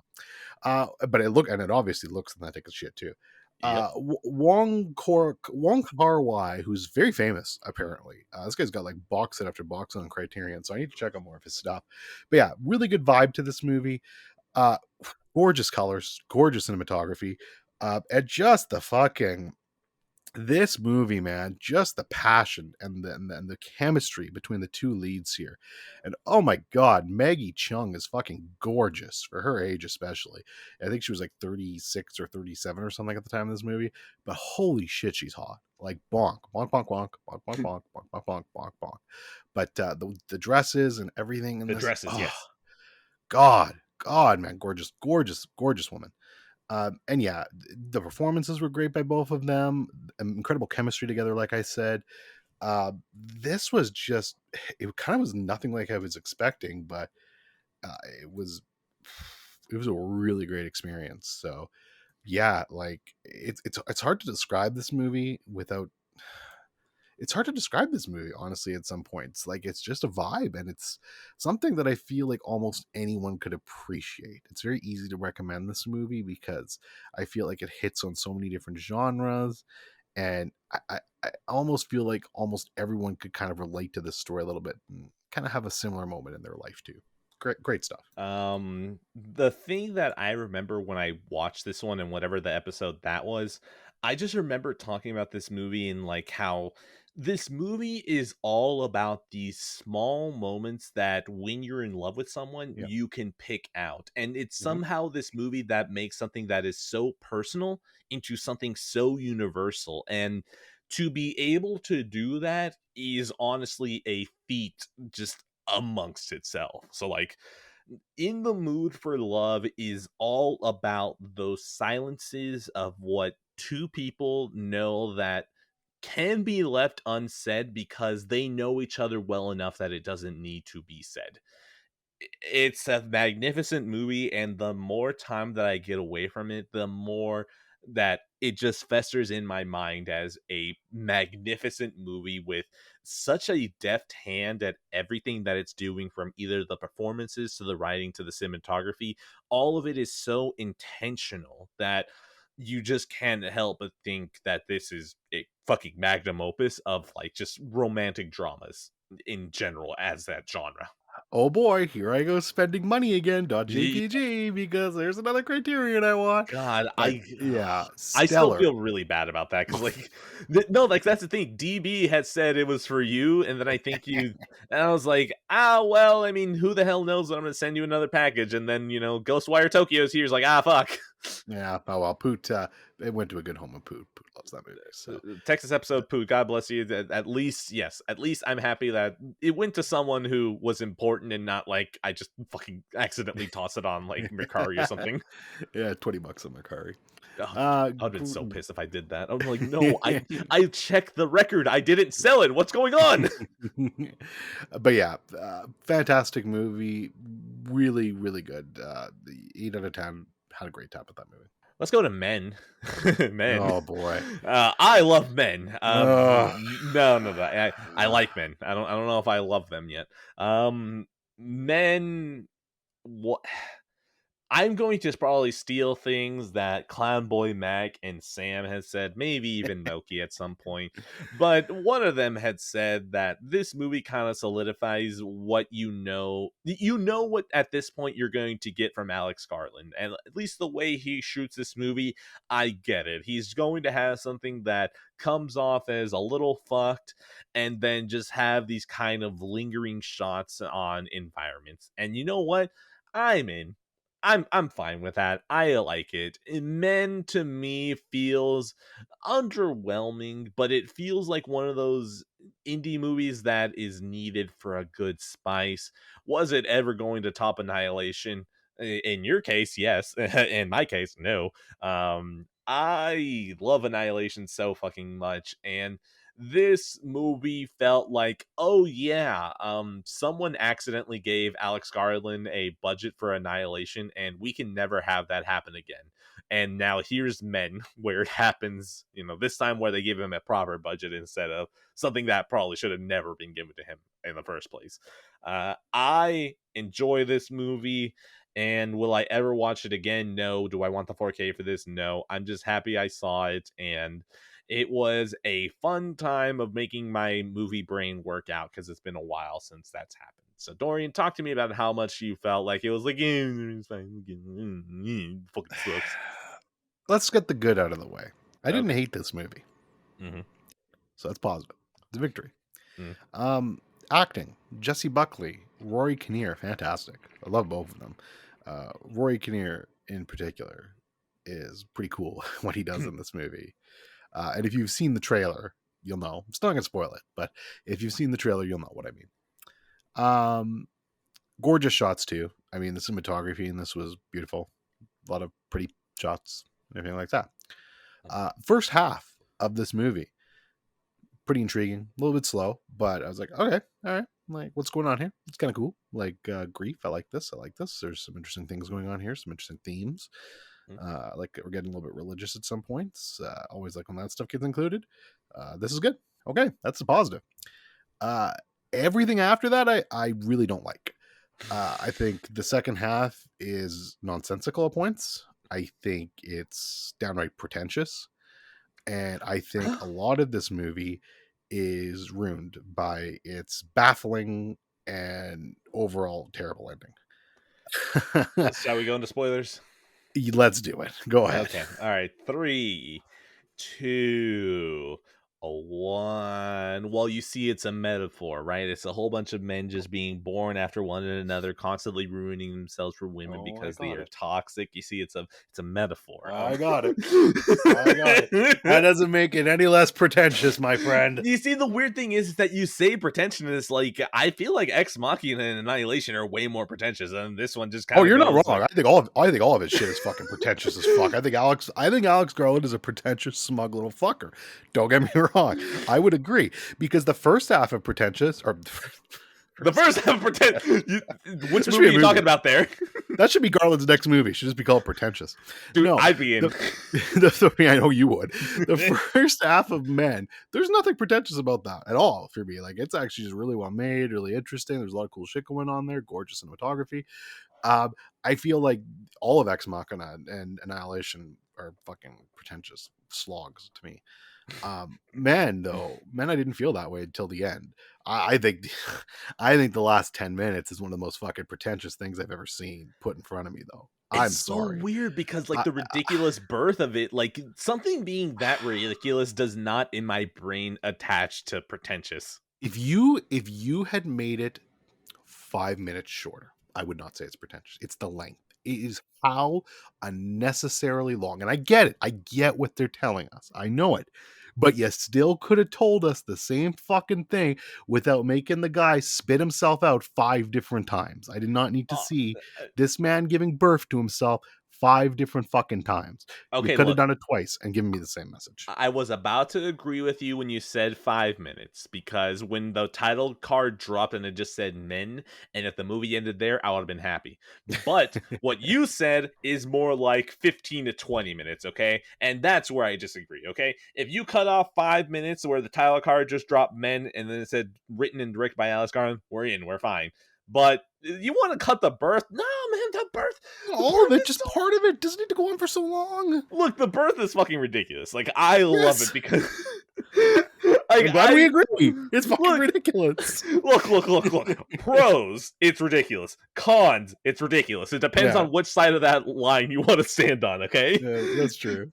I love the births because I was just like, this is unsettling and it's ridiculous and it's making its point, and then you get to the end and then you realize that it's her husband. I'm like, this is feeling right.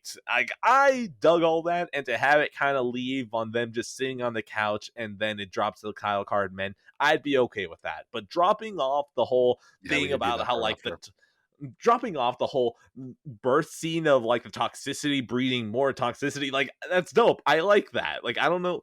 Okay, would you prefer it if it was breeding more toxicity? Okay, is that what you would prefer? You would have preferred toxicity just breeding toxicity. That would have been it instead of toxicity. How about toxicity? Maybe one more toxicity. That's it. We don't need toxicity. We don't need 5 times. 2 or 3 would be good. We get the message, Garland. We get it. But it's a lot of fun work to see all. Yeah, I mean, it's like look. I have no problem watching a man giving birth to another man, giving birth to another man, giving birth to another man, giving birth to another man. I have no issues with that. I watch David Cronenberg shit, man. Trust me, I've seen some fucked up shit. No issues there. No issues. What I have an issue with is you trying, and again, you're not being subtle with your message here. That's fine. I love Mother. Why nothing subtle about that? You say subtle like that? Yeah, I get it. There's nothing subtle. That's fine. I don't care that there's no subtlety here. My issue is you don't. Yeah, you could bash me over the head a couple times. I get it. You don't need to keep doing that for fucking 15 minutes straight. I don't need it for 15 minutes. It's not even that long. It's not pretty even fucking long. No, it's not. That's like 5 minutes. It's like 15 fucking minutes. I swear. No. Oh my fucking I ain't going back to time it though. You can fucking. Are you gonna look? Okay. Hold on. Men illegal. Wait, no, I shouldn't Google that. Never mind. There's do it after the stream. No, that's gonna get me put on a watch list. Illegal men's stream. Illegal men's stream, man. Oh shit. Fuck me. Look, here's the thing.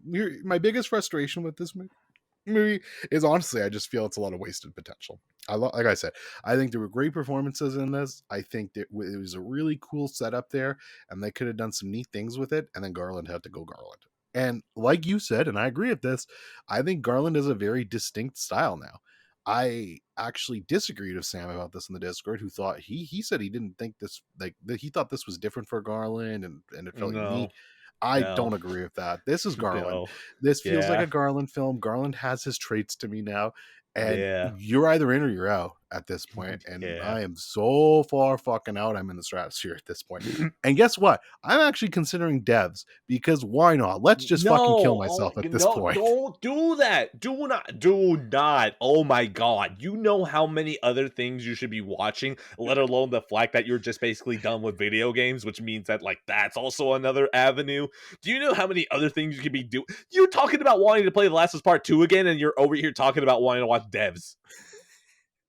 Why not? Why not at this point? I've seen everything else this shit Oh state has come out with. no. Look, the best part is you're gonna be like, man, you know what, Edwin? I wasn't so sure, but devs, this is pretty fucking good. Yeah, well, I'm Garland. gonna love devs. I'll love devs. I That's just how it's gonna work. I would actually like not even know how to recommend things for you. Okay, you know how like okay, there was a YouTube video that I watched, right, that was talking about algorithms and Yeah. Napoleon Dynamite. How Napoleon Dynamite is a movie that would break an algorithm because you can't really tell what a person's gonna like based on Yes. that movie, right? Yeah, true. You liking devs would be the Napoleon Dynamite of my algorithm to try to recommend you things. If you like devs, I would just throw out everything. Like I don't I have no handle of your taste anymore whatsoever. Don't worry. I think the odds are better that I win the lottery tomorrow than I like devs. So The episode 32, and then let's say you joined like episode 5 or 6. How many? It's been more than a year of episodes, and I'd have to throw all of that away by studying you and just being like, you know what? No, I don't fucking know what you like anymore. I don't know anymore. fucking devs, man. Wouldn't that be the thing? Really like the lead actress in devs. She was great. I'd spontaneously combust. I would make sure that the sensitivity on my mic was high enough to be able to catch fire burning my flesh alive. Men, you know what you're getting, and I think at this point Alex Garland is just going to be a guy who whenever he has another project is like, okay, yeah, cool, I'll watch that. Out of 10. So 5 out of 10 for me. God bless you, Garland. That's the highest score I've given you. You're next. All right. I'm going to talk about Daddy Longlegs now. And in order to start talking about Daddy Longlegs, I need to present a scenario. All right. The year is let's say 2032. No, let's go 2042. I'm still alive, unfortunately. For some reason, I've been enacted Prime Minister of Canada. A lot of power now. Canada's taken over the States, by the way. I don't know why. Don't ask, but I control both these great nations. In my opening speech, I make a rule. I'm like, look, like there's too many people being born. Fuck people. I hate people. So we're going to enact a new rule here. All right? We're going to get you all to watch Daddy Longlegs before you have your kid. And if you can agree and take a lie detector test and say, yeah, I'm going to do a better job at parenting than they are, you're good. You can have your kid. That's it. If you can't, you're out of here. And that's Daddy Longlegs in a nutshell, man. Take Uncut Gems, Good Times, all that anxiety and paranoia, and put it into a bad father. Oh boy, you're getting a fucking trip with this movie, man. Let me tell you what. This was fucking great. So this is as far as I know, this is their directorial debut. And it shows right away, man, how good these guys are and just the talent they have. Their writer, Ronald Bronstein, is the star of this movie. So, shocker, the guy can act too, apparently, and write. He's great as the world's, I guess, well-meaning, but worst fucking dad ever. Like, Jesus Christ. Jesus fucking Christ. The kids in this movie, I actually forget this. Fuck, I wish I remember now, but they're actually kids from a famous band. And like, I guess they just use them, which is cool. So that's neat. This is so low budget. This is so gritty. This is definitely, you can tell this is probably made for like maybe $5,000 or something. Like, I doubt there was a big budget on this at all. But man, is it effective. And that's just the Safdie. Like, when you look up Safdie brother movies, you know what you're getting, man. Good Time, Uncut Gems, and this just slides right in with all those movies. Is it as good as those other movies? No, it's not. Uncut Gems is one of my favorite movies of all time. Good Time is fucking fantastic, and Robert Pattinson's incredible. They don't have that same kind of like holy shit like performance in this one, but you could tell right away from watching this movie that these kids were going to be stars. I'm keeping my wife far away from this one if I ever watch it. That's pretty much all I'm getting out of this one. Look, she was around. No, she was in the theaters with me for Uncut Gems. There is no, like, she was in the room for oh my god, what was the other one again? Good time. Good Time. Yeah, she was in the room for Good Time and then left at some point. I was like, yeah, that was probably the best move. Denny Longlegs, if I ever to watch this, I know I just need to keep her away. Out of 10. Yeah, that's a smart move. And this is one, like, if you want to use some of my fucking social credit, what little one I have left, I would definitely recommend this one to you, because you like the other Safdie brother movies, and I think this one is, I mean, is it as good? No, but it's very fucking good. And considering it's their first ever movie made for a shoestring budget, there will be some scenes in this movie that are hard to watch for you, especially with your situation. Things. So Yes. yes, so it is a hard watch, but it is, I'm not going to say fun, but it's something. All right, Engaging. it's engaging. 8 out of 10. All right, I am going to add this to the watch list. That's as much as we'll do. Okay. Next up is, this is just going to be a small footnote. I started watching The Sopranos season 2. It's very nice to see. It's like, oh man, this doesn't feel like this random budget thing that HBO decided to try at. Now it feels like, oh, this is a real show that they're putting stuff behind. That's it. I'm really enjoying myself. I don't know how much else I can say. It's just a footnote of, don't worry, I have not forgotten The Sopranos. Still going to be there. If I wasn't recording this, actually, I would probably be watching it right now, because the family member I went to go help out with a thing, it was my sister-in-law and her husband, and we've been watching the show together. And when I went to go help them out, they asked my wife, hey, you guys want to watch some gabagool? And we're like, oh, he has to record. And we're like, big damn, so I'm gonna go ahead and give Sopranos season 2 so far, from literally an episode or 2, I'm gonna go ahead and give it a score of passive sucks, because it stopped me from watching more gabagool out of 10. Well, I just want to be clear on something. So you're saying that if you were not doing this podcast right now, you'd be watching The Sopranos? Is that correct? That is correct. Okay, end card. Fuck it. Okay. Tetris Effect, really good. Blue Velvet, good. Third Birthday, good. Third Birthday, the PSP game that was fun. Top Gun Maverick, good shit. Prince of Egypt, Kino out of 10. Let's go. End card. We're out. You're not wrong. That was the first time where I was like, man, the show actually got in the way for once, but it's okay, We'll survive. It's fine now. Sopranos is great. Top 10 series of all time for me out of 10. How many you got left? I have 1, 2, 3, 4 left. Okay, I got 4 left too, and we share 2 of those, obviously. So we do. Top Gun and Top Gun Maverick, right? Oh, only Maverick. I only got Maverick. Oh, okay. Well, whatever. We'll bundle them together when we get to them. So okay, that works. Yeah, I'm sure you know Top Gun well, so I'm sure you can. Yeah. Okay, let's do Scott Pilgrim versus the World. Yes. So after a lot of soul searching and thinking, this is now my favorite Edgar Wright movie. It is. I do think it's better than Baby Driver, and that's very hard for me to come to. I still love Baby Driver. I think it's fantastic, but this is my second time seeing Scott Pilgrim, and my appreciation for it went up immensely. It's so well made, and well shot, and there's so much love put into this movie. You can tell it was made by the perfect guy with the perfect people, and just everyone knew what they were doing with this movie, and it was treated so well. Now, I mean, a movie already has an unfair advantage when you're putting Mary Elizabeth Winstead in here and giving her pretty colored hair. Because good Lord, I am, as a man, I can only take so much. And that's about my limit in terms of I am weak for Mary Elizabeth Winstead. And now you're going to give her like blue hair and green hair. And I'm weak. I'm sorry. I'm weak. Yeah, but yeah, she's fantastic, of course, as always. Yeah. You make Brie Larson somehow not into a charismatic less void, which is great. There's so many great people in this movie, and it's, again, just perfectly made.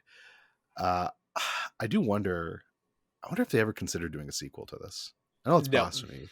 I know it's blasphemy, but you know that it's based off of. I know. Okay. Yeah, I do know, and I do wonder if they ever consider making another one, because I feel like they could if they got Edgar Wright back, but I don't know if I want that.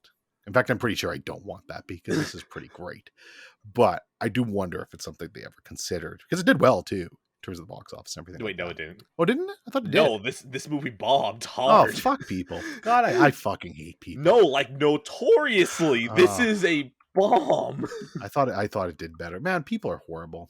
People are horrible. Look, Yeah. this movie was the 2010s, and for some reason, no, it was just too early. It was too early. That's what it is. Yeah, if this movie came out now, people would fucking go crazy for it, man. Fucking Free Guy fucking out there making shit. Like, Jesus Christ. I mean, let's just talk about. Okay, look. Michael Cera, Mary Elizabeth Winstead, Kieran Culkin, Chris Evans, Brie Larson, Aubrey Plaza, Brandon Ruth, Jason Schwartzman, Anna Kendrick, Mae Whitman. Jesus Christ. Another one. Stop. Another one. Exactly. Yeah, no, the budget was 60 to 85 million. Box office didn't even crack 50. Oh, that's worldwide? Yep. Yeah, no. This one's notoriously a bomb, and this is one that like people are like, "Oh no, that one." I hate humanity, man. Yeah. I hate humanity. But yeah, this movie's incredible. I love Scott Pilgrim versus the World. This movie is so fucking fun. The energy that Edgar Wright puts into this. This movie got the only recorded audio that we have of Brie Larson saying, "You should so totally come." So I feel like that adds like at least another 10 points to the movie. I'm sorry that when you were saying that Brie Larson was so good, I'm like, I have the joke in my pocket now. Now we just need to keep this away and put it off to the side. This movie is just so energetic, and damn, the music is just right. Edgar Wright has such a good handle on directing this movie. It's so good. I agree with all of that. I mean, yeah, stellar. We've talked about this movie on here before. I'm pretty sure you've rewatched it, so yes. Not much more to say. Fantastic movie. 4K cut was nice. Yes. Beautiful, just as I would have wanted. 9 out of 10. Fantastic film. I'm going to go ahead and give this a score of Brie Larson singing Black Sheep, and that version hitting Spotify was a fucking moment out of 10. Perfect. All right, moving on. All right, I have Tetris Effect. Now, the funny thing is that when you said Brie Larson, right? No, sorry. When you were talking about Mary Elizabeth Winstead and the different hair colors, I had a joke that I've been sitting on for Tetris since I played Tetris, right? But I didn't want to use it because I was going to use the joke for Tetris. So my joke for Tetris Effect is I don't understand how society has functioned in the capacity that it has while Tetris Effect exists, because holy fucking shit, this is look Tetris is already the greatest game ever made. A hard cut, we're stopping it there. If you don't like Tetris, that's okay, but that is a undeniable fact about humanity that Tetris is one of the most it is the most perfectly designed video game of all time.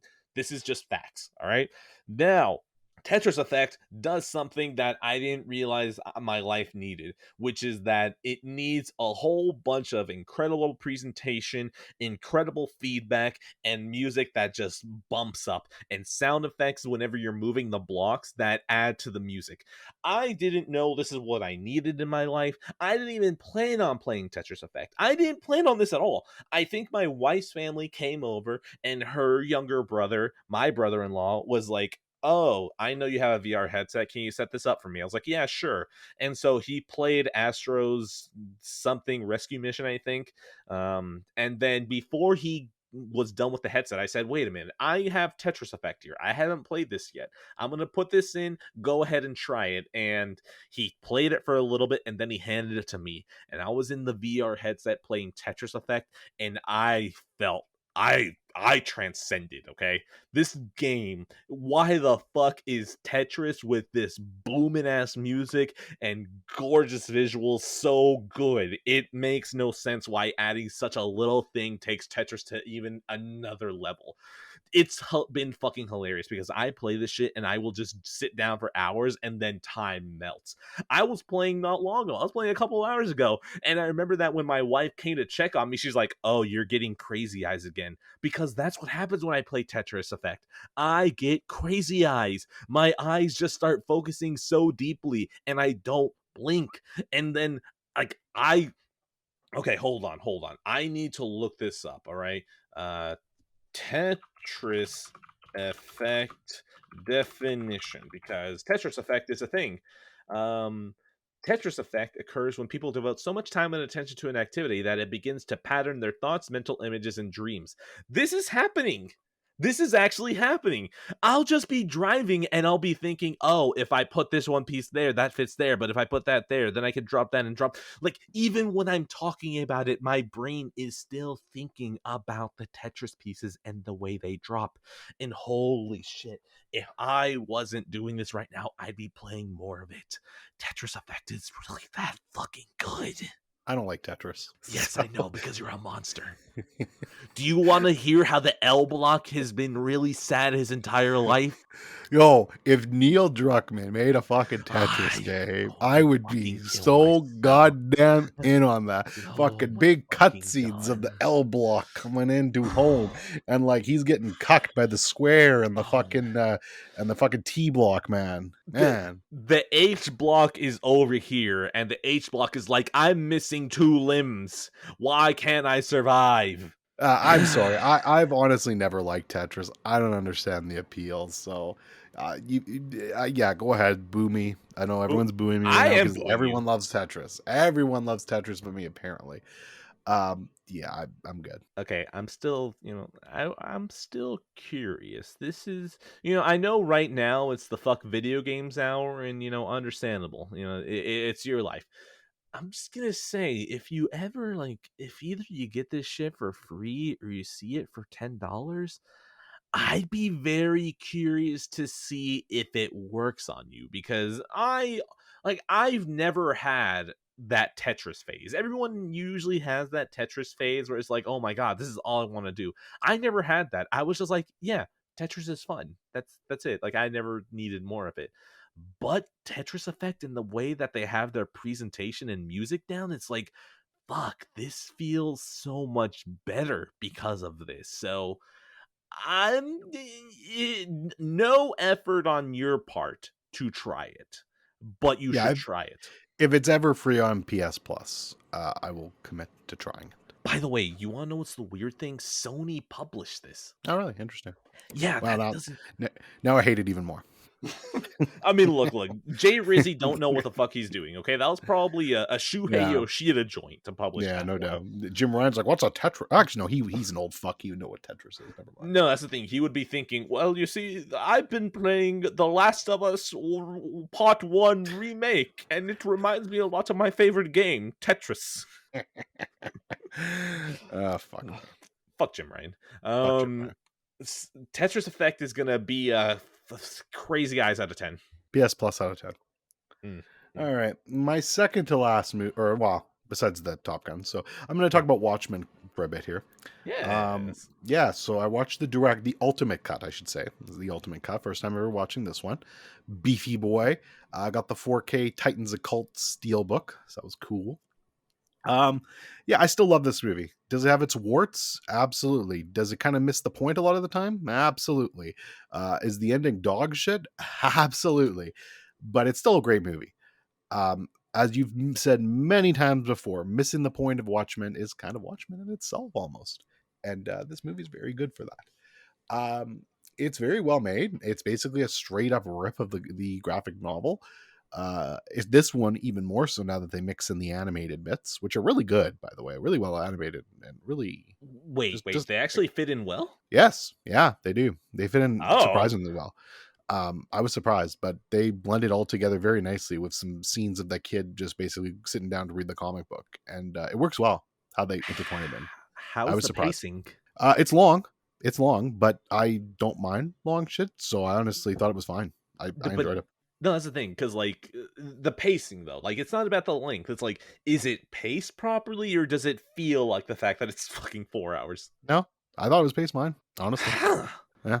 I mean, your Oh, mileage may vary, obviously, but I love Watchmen. I love that universe, so I didn't have an issue with it. I thought it was paced fine, and I really thought the animated bits added a lot to it. Like, there's a reason it's in the graphic novel too, and I think it fits perfectly in the movie. So I enjoyed it.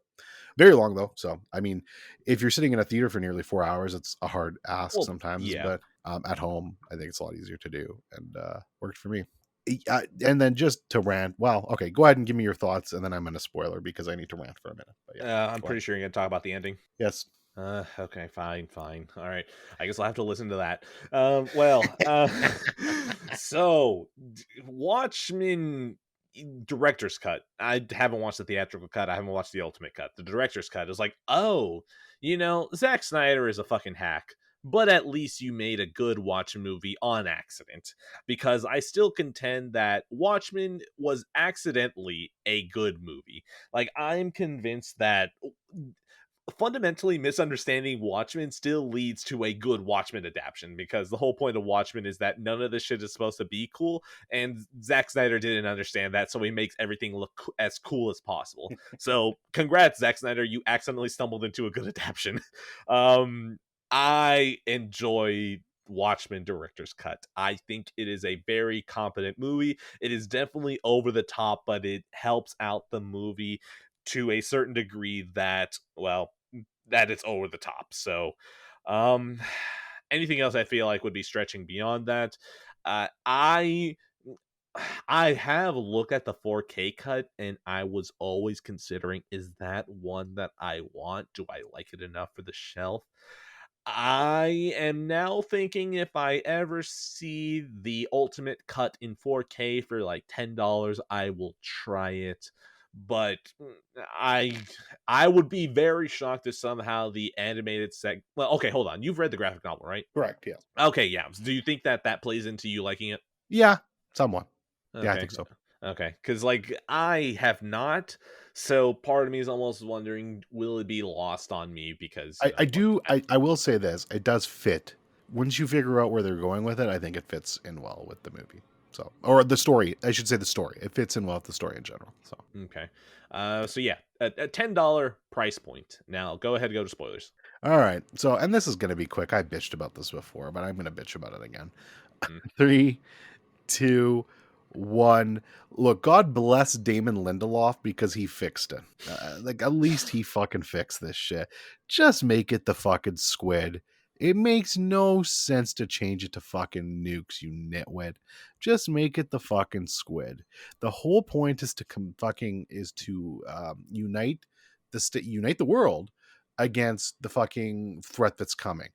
If you have Dr. Manhattan dropping a bunch of nukes everywhere, fucking people are going to blame the states because he is an American. Think it through, Zach. Think it through. You see, when you say that, yeah, that's definitely an issue. But at the same time, I do love Ozymandias Oh, I agree. also being able to be like, "Oh, I've told you my master plan." Or like, "We can stop you." It's like, you idiots! You think I'd tell you if there was any chance that you could stop me? And that alone makes me think, I love that plan. I love it. I don't care anymore. You solved it for me. So, also, then again, haven't read the graphic novel. So, also, how.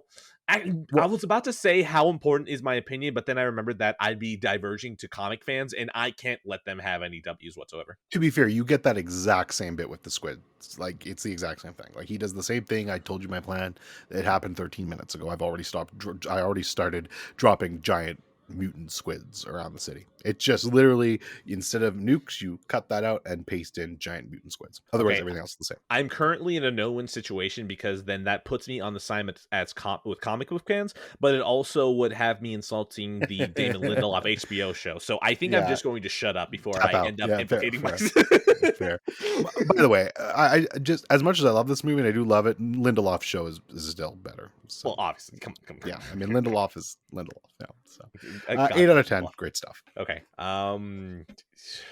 Did I already give this a score? Did I? I don't think so. Go ahead. No. Okay. Hallelujah, having sex in the Owlmobile out of 10. Perfect. All right. The third birthday. Um, I Yeah, I'm don't. surprised you played this. Interesting. Yeah, no. I don't understand why I did this either. But it was on my Vita and it was just sitting there, and I learned how to create bubbles through adrenaline. I will not explain what that means. If you know what it means, you know what it means. I will not explain. Anyways, I saw the third birthday sitting there and I was just like, you know what? I think that if I try this, I will know immediately if I like it or don't. I like it. I don't know why. It doesn't make sense. Fucking Tetsuya Nomura over here, just at least he's not being cringe and he has Yoko Shimomura backing him up. Which, by the way, Yoko Shimomura, again, just pulling this shit off. This woman can do no wrong with whenever she's composing. Um, I am going to take a page out of your book here and just say, why the fuck is this even tied to Parasite Eve at Thank you. all? Why Thank are you. you using the same characters here? Like, Thank you. I've been playing for like an hour or two, and it's like this tree that is growing out of the earth, and it has nothing to do with Eve whatsoever. It's like, why are you even pulling the same characters? What is the point of this? It's not even a turn-based game. Now it's a third-person shooter. It's like, why would you even tie this to Parasite Eve at all? You could have just called this the third birthday, changed a couple of names, and you would have been fine. Is Yeah. the entire reason that you want to stay to the modern aesthetic in a New York location? You can still do that. You can just say it's a spiritual successor or something like that instead of still taking the characters from Parasite Eve. Why would you even do that? That's so dumb. Yeah. Go ahead. You want to say something? No, I agree. The problem, that's the problem with this game. On its, like, I can't judge this game fairly because it pisses me off. Like, I love Parasite Eve. I was a Parasite Eve fan. I thought this was going to be a pseudo sequel to Parasite Eve, and I got nothing of the sort. This game should have never been a Parasite Eve game. If they had just named it something different, or normally name it the same fucking thing, but just, yeah, rename a couple of the characters, I probably would have enjoyed this game a lot more, and it would have had a much better shot with me. But as it is, and I think for a lot of people, if you really liked Parasite Eve or played those games when you were younger, I mean, you just fucking hate this game because of that, and it's unfair to the game because it's Let me not a bad game. this game just blue balls you because it's like, hey, you want more Parasite Eve? Well, we're just going to give you those characters by name and then nothing else about that. Like, I understand why you wouldn't like it, but at the same time, I also don't care that deeply about Parasite Eve, so I'm still having a Yeah, so fun time, baby. Whee! yeah, you're good. So I initially was playing this, and I'm like, this is a PSP third person shooter, which should already tell you that that thing has one joystick. So how good can this really be? But then again, the Vita is a great little device where you can map any PSP game certain buttons to the right stick. So, for example, with like Persona 3 Portable, playing that on Vita, you can, oh, sorry, on the PSP, it's the L and R button that move the camera. So you can just map that to the right stick and it works.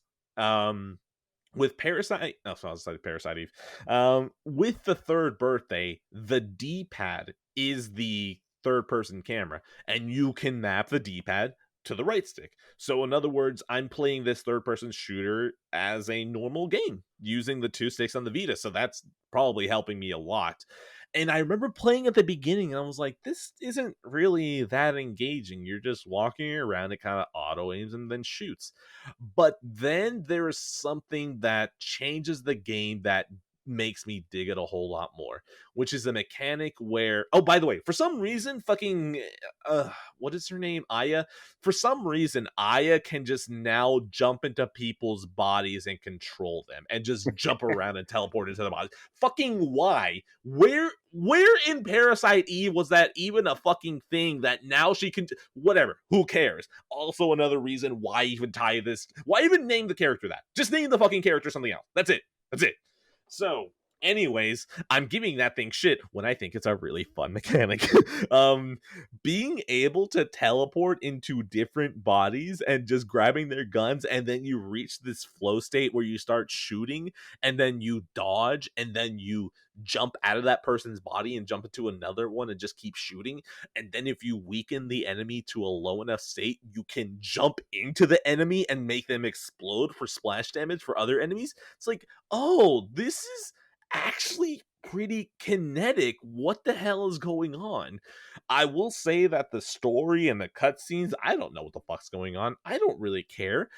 It is this weird in between though, where you can tell that this is already the Tetsuya Nomura that we know, so it's like got this little bit of edge to it, and it's lost all the nice pandering to the US that the original Parasite Eve has, which is, to be fair, let's just be honest, Japan was better in the 90s. Just full on, they were better in the 90s, okay? They just had the right tone to them. They weren't completely cringe yet. You could look up to them and you wouldn't feel too bad, okay? This one feels a lot like this is just like it's right on the edge of being edgy, but somehow it still hasn't gotten to a point where it's like, well, there you are, Tetsuya. We were wondering where you were. So yeah, the third birthday is a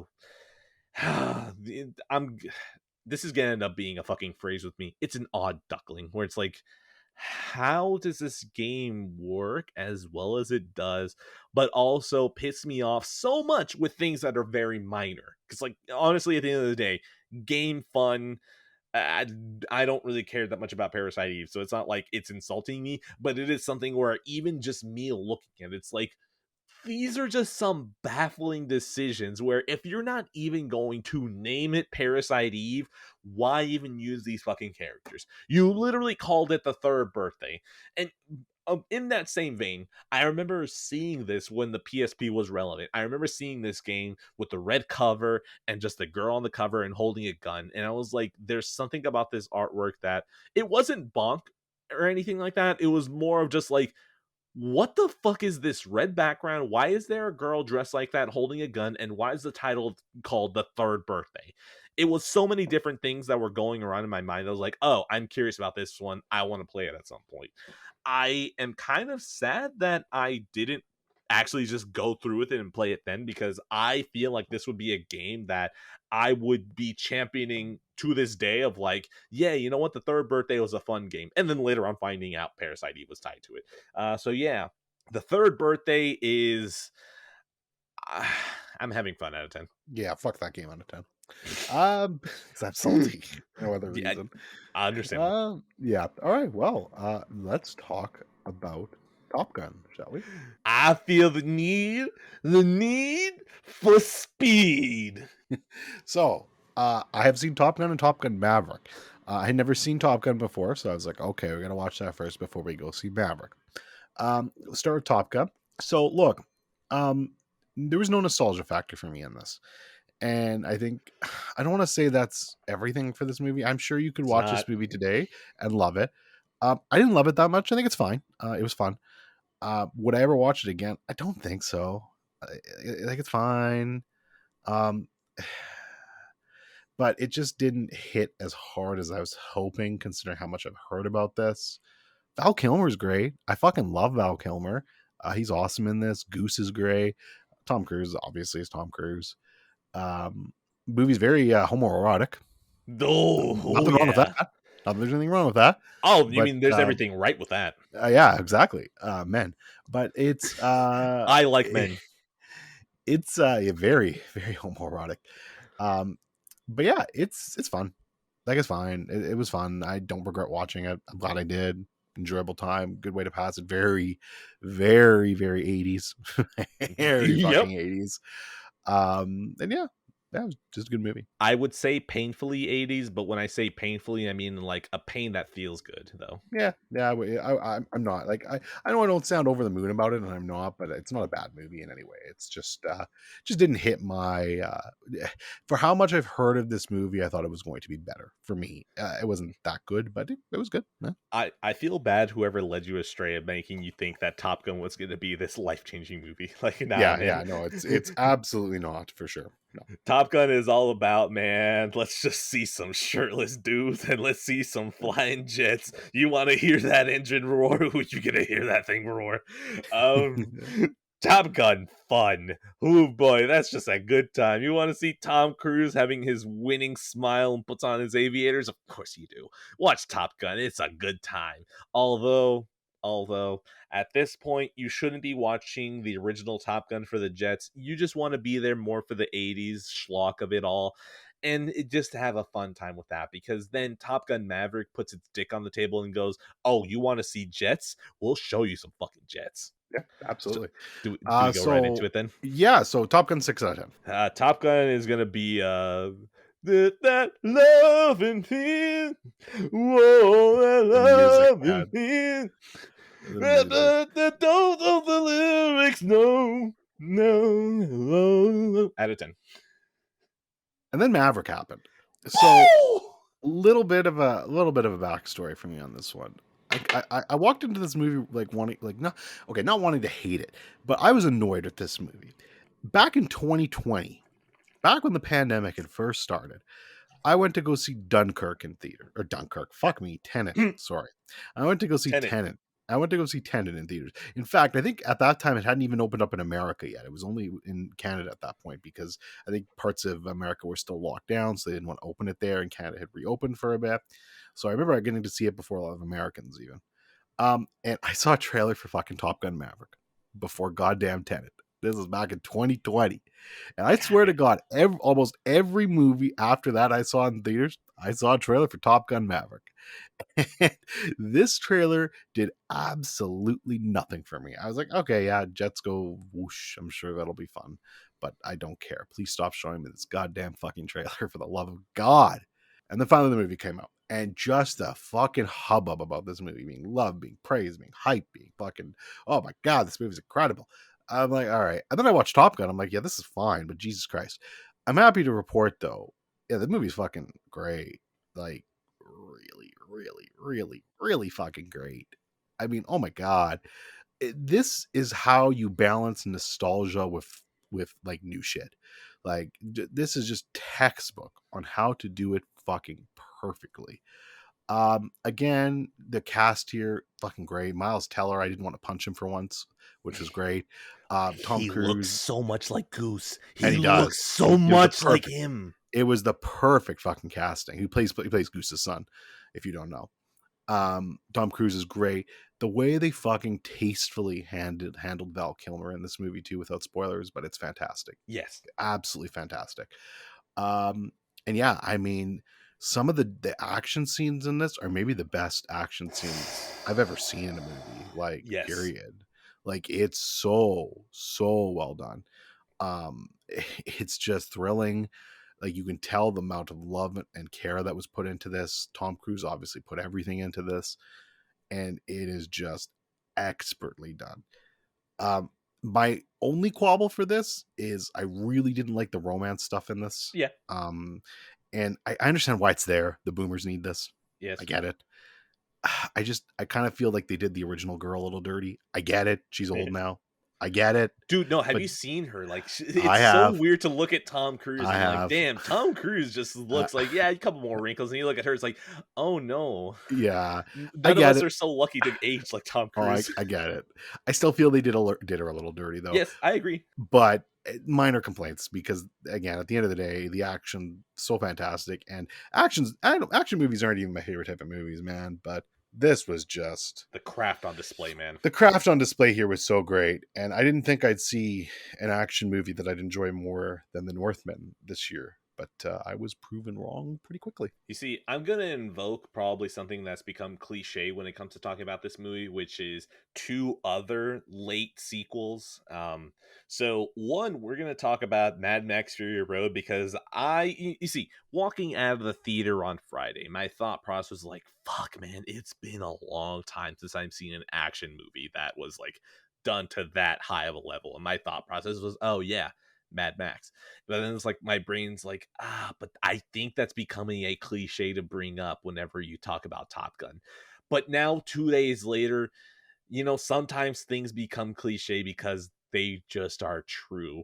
And the craft on display for Mad Max with all the driving, they did the same thing for jets. Like, you just look at this shit and it's like, oh my god, how did you do this and not kill anyone? And then this is one where I will bring up to piss you off because it's fun for me. I like 2049 way more than I like Blade Runner, and this movie blows out the original out of the water like almost immediately. And you know what? That is exactly how I felt about 2049. And you know what? Top Gun Maverick. Holy fucking shit. I could not believe that this movie pulled it off. I cannot believe the shots that they got with these jets. After this shit, you know what? If I could get Top Gun as often as I got a Fast and the Furious movie, I would dump the Fast and the Furious in a heartbeat because I just need some high octane shit. Okay, if I could get a good replacement of people going fast that isn't the Fast and the Furious, I would take it immediately. And Top Gun Maverick gave me that in spades, and just oh my fucking god, it's one of those things that you my mind was thinking about Interstellar and how um I don't know why. It's probably not the first example of it, but Nolan mounting the cameras onto the spaceships to give it that NASA like documentary look, them throwing it on a fucking jet is life changing. That shit hit so fucking hard, and seeing Maverick jump in and just I will be vague. Doing a certain run crucial to the movie. Seeing that shit was exhilarating, and I was like, "Oh my fucking god, I just want to go and drive and go fast right now. I know the Navy is right outside the theater. I'm going to join Chair Force in hopes that I can go fast like Maverick can."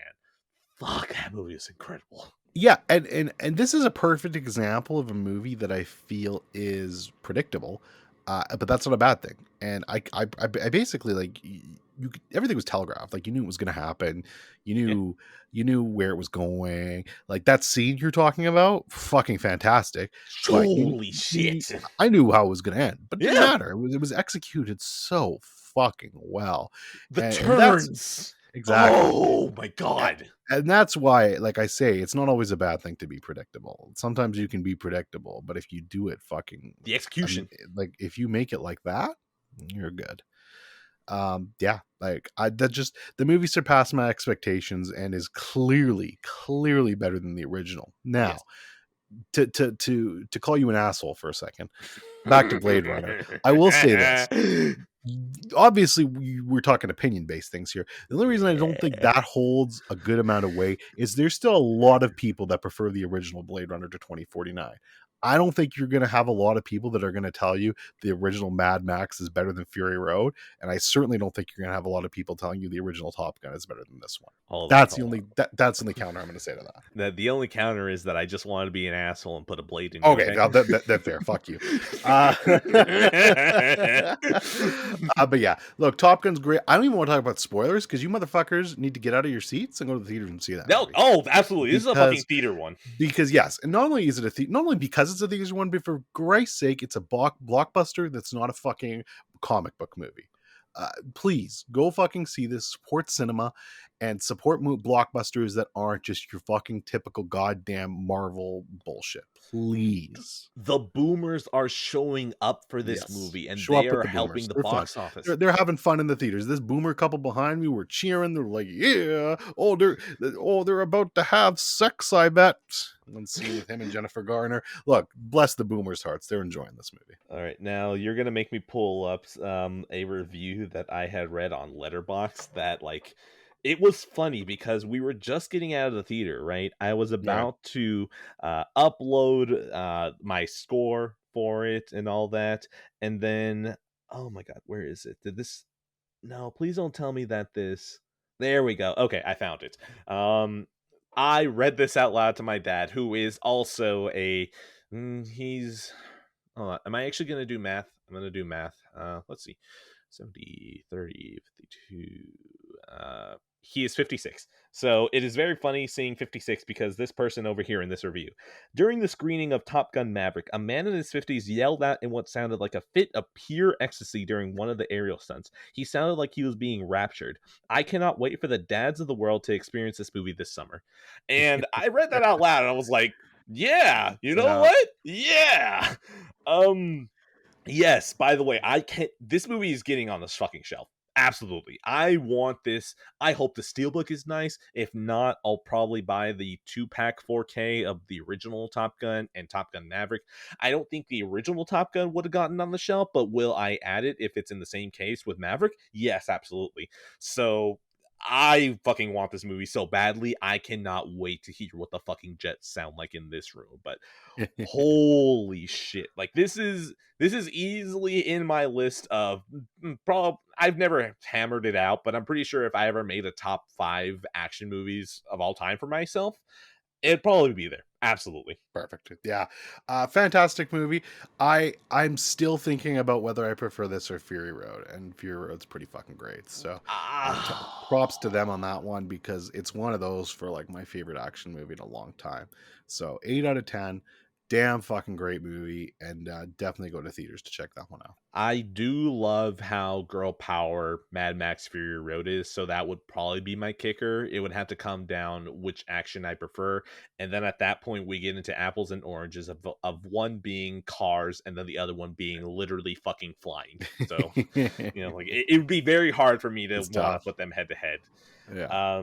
But like as movies, I could easily go Mad Max, but like when it comes to action, it's like, ooh, that's Yeah, fair. Fair.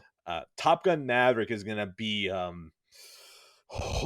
going to theaters for this one. I fucking figure it out, okay? Get to Dolby Atmos. Honestly, don't even just watch this normal. Watch this shit in the highest premium tier theater that you have access to. And if for some reason you don't, send me a text, because I will be getting this shit in my theater at some point as well. Out of 10. Perfect. All right, is it my turn now? No, I'm done. So Okay, we are ending it. Holy shit. The Prince of Egypt. Holy fucking shit. Do you ever wish that your diss track against Disney hit as hard as The Prince of Egypt? I do. I really do. So what do I mean by that? So Jeffrey Katzenberg, he used to be a higher up executive at Disney, and this man oversaw Disney during the Renaissance era. Now, at least from the Wikipedia entry that I read last night before I tried to go to sleep, was that apparently that was despite him. So, he was there during the Renaissance era, but it seems like reports would say that he was probably there trying to harm it or something like that. I don't know. Either way, if you're over Disney during that era, you get a little bit of credit, even if they try to take it away from you. Anyways, this man had a literal relative of Disney who was still alive working for the company that did not like Katzenberg. So I think at some point, the CEO job or higher up job was open, and Katzenberg had enough of a history that he should have probably rightfully gotten the job. But the one Disney didn't like Katzenberg, was like, no, fuck you. You're going to stay where you are. You don't get a higher up job. So this man left and is like, fuck you guys. I'm going to create a diss track so hard to remind you that you're not the only one that can make Disney quality movies. Met up with Steven Spielberg and another person and said, hey, how about let's start DreamWorks? And Steven Spielberg went, yeah, sure. So now, what was his initial diss track for Disney? It was the Prince of... No, it was Ants. That's the funniest shit, by the way. Just reading this shit. The Prince of Egypt came out in December 98. And then in October of the same year, 2 months earlier, Ants came out. That's a funny thing. Apparently, Katzenberg had tried to bandy about the idea of an animated version of the Ten Commandments, which is what the Prince of Egypt is about. It's about the Book of Moses. So it's very funny to see that he tried to give Disney this idea. They passed on it, and then he left, and he basically went and did it.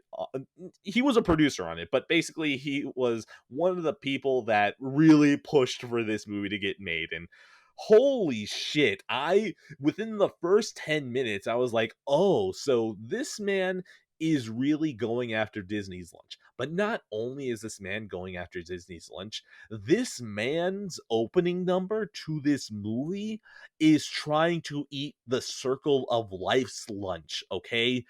I don't know how you can have the balls to say, "Oh yeah, one of the probably the greatest animated opening movie of all time, yeah, we're going to attack that. And somehow he succeeds. I'm not going to say it's better, but it's something that looking at this, hearing the Hebrews sing Deliver Us, I was like, oh, holy fucking shit. I didn't realize what I was getting myself into, and this movie's actually going to be beyond what I already thought was going to be good. So yeah, what is this movie? It's the Book of Moses. You already know this story. Him, Ramses, um, baby in a manger, the blood of the Nile, the plagues, the firstborn, the splitting of the Red Sea. You know all of this. That doesn't stop it from being fucking incredible. This movie made it to the shelf sight unseen. I knew about halfway through this was getting on the shelf, and it just kept the same consistency. It would have gotten on there. Guess what? It stayed consistent. Oh my fucking god, the animation work on display is staggering. Holy I can't get over this movie. I can't get over this movie, and I almost kind of want to watch it again, but it's like no, I'm not doing that to myself. I will probably just listen to Deliver Us again later on YouTube because fuck man, this movie's really good.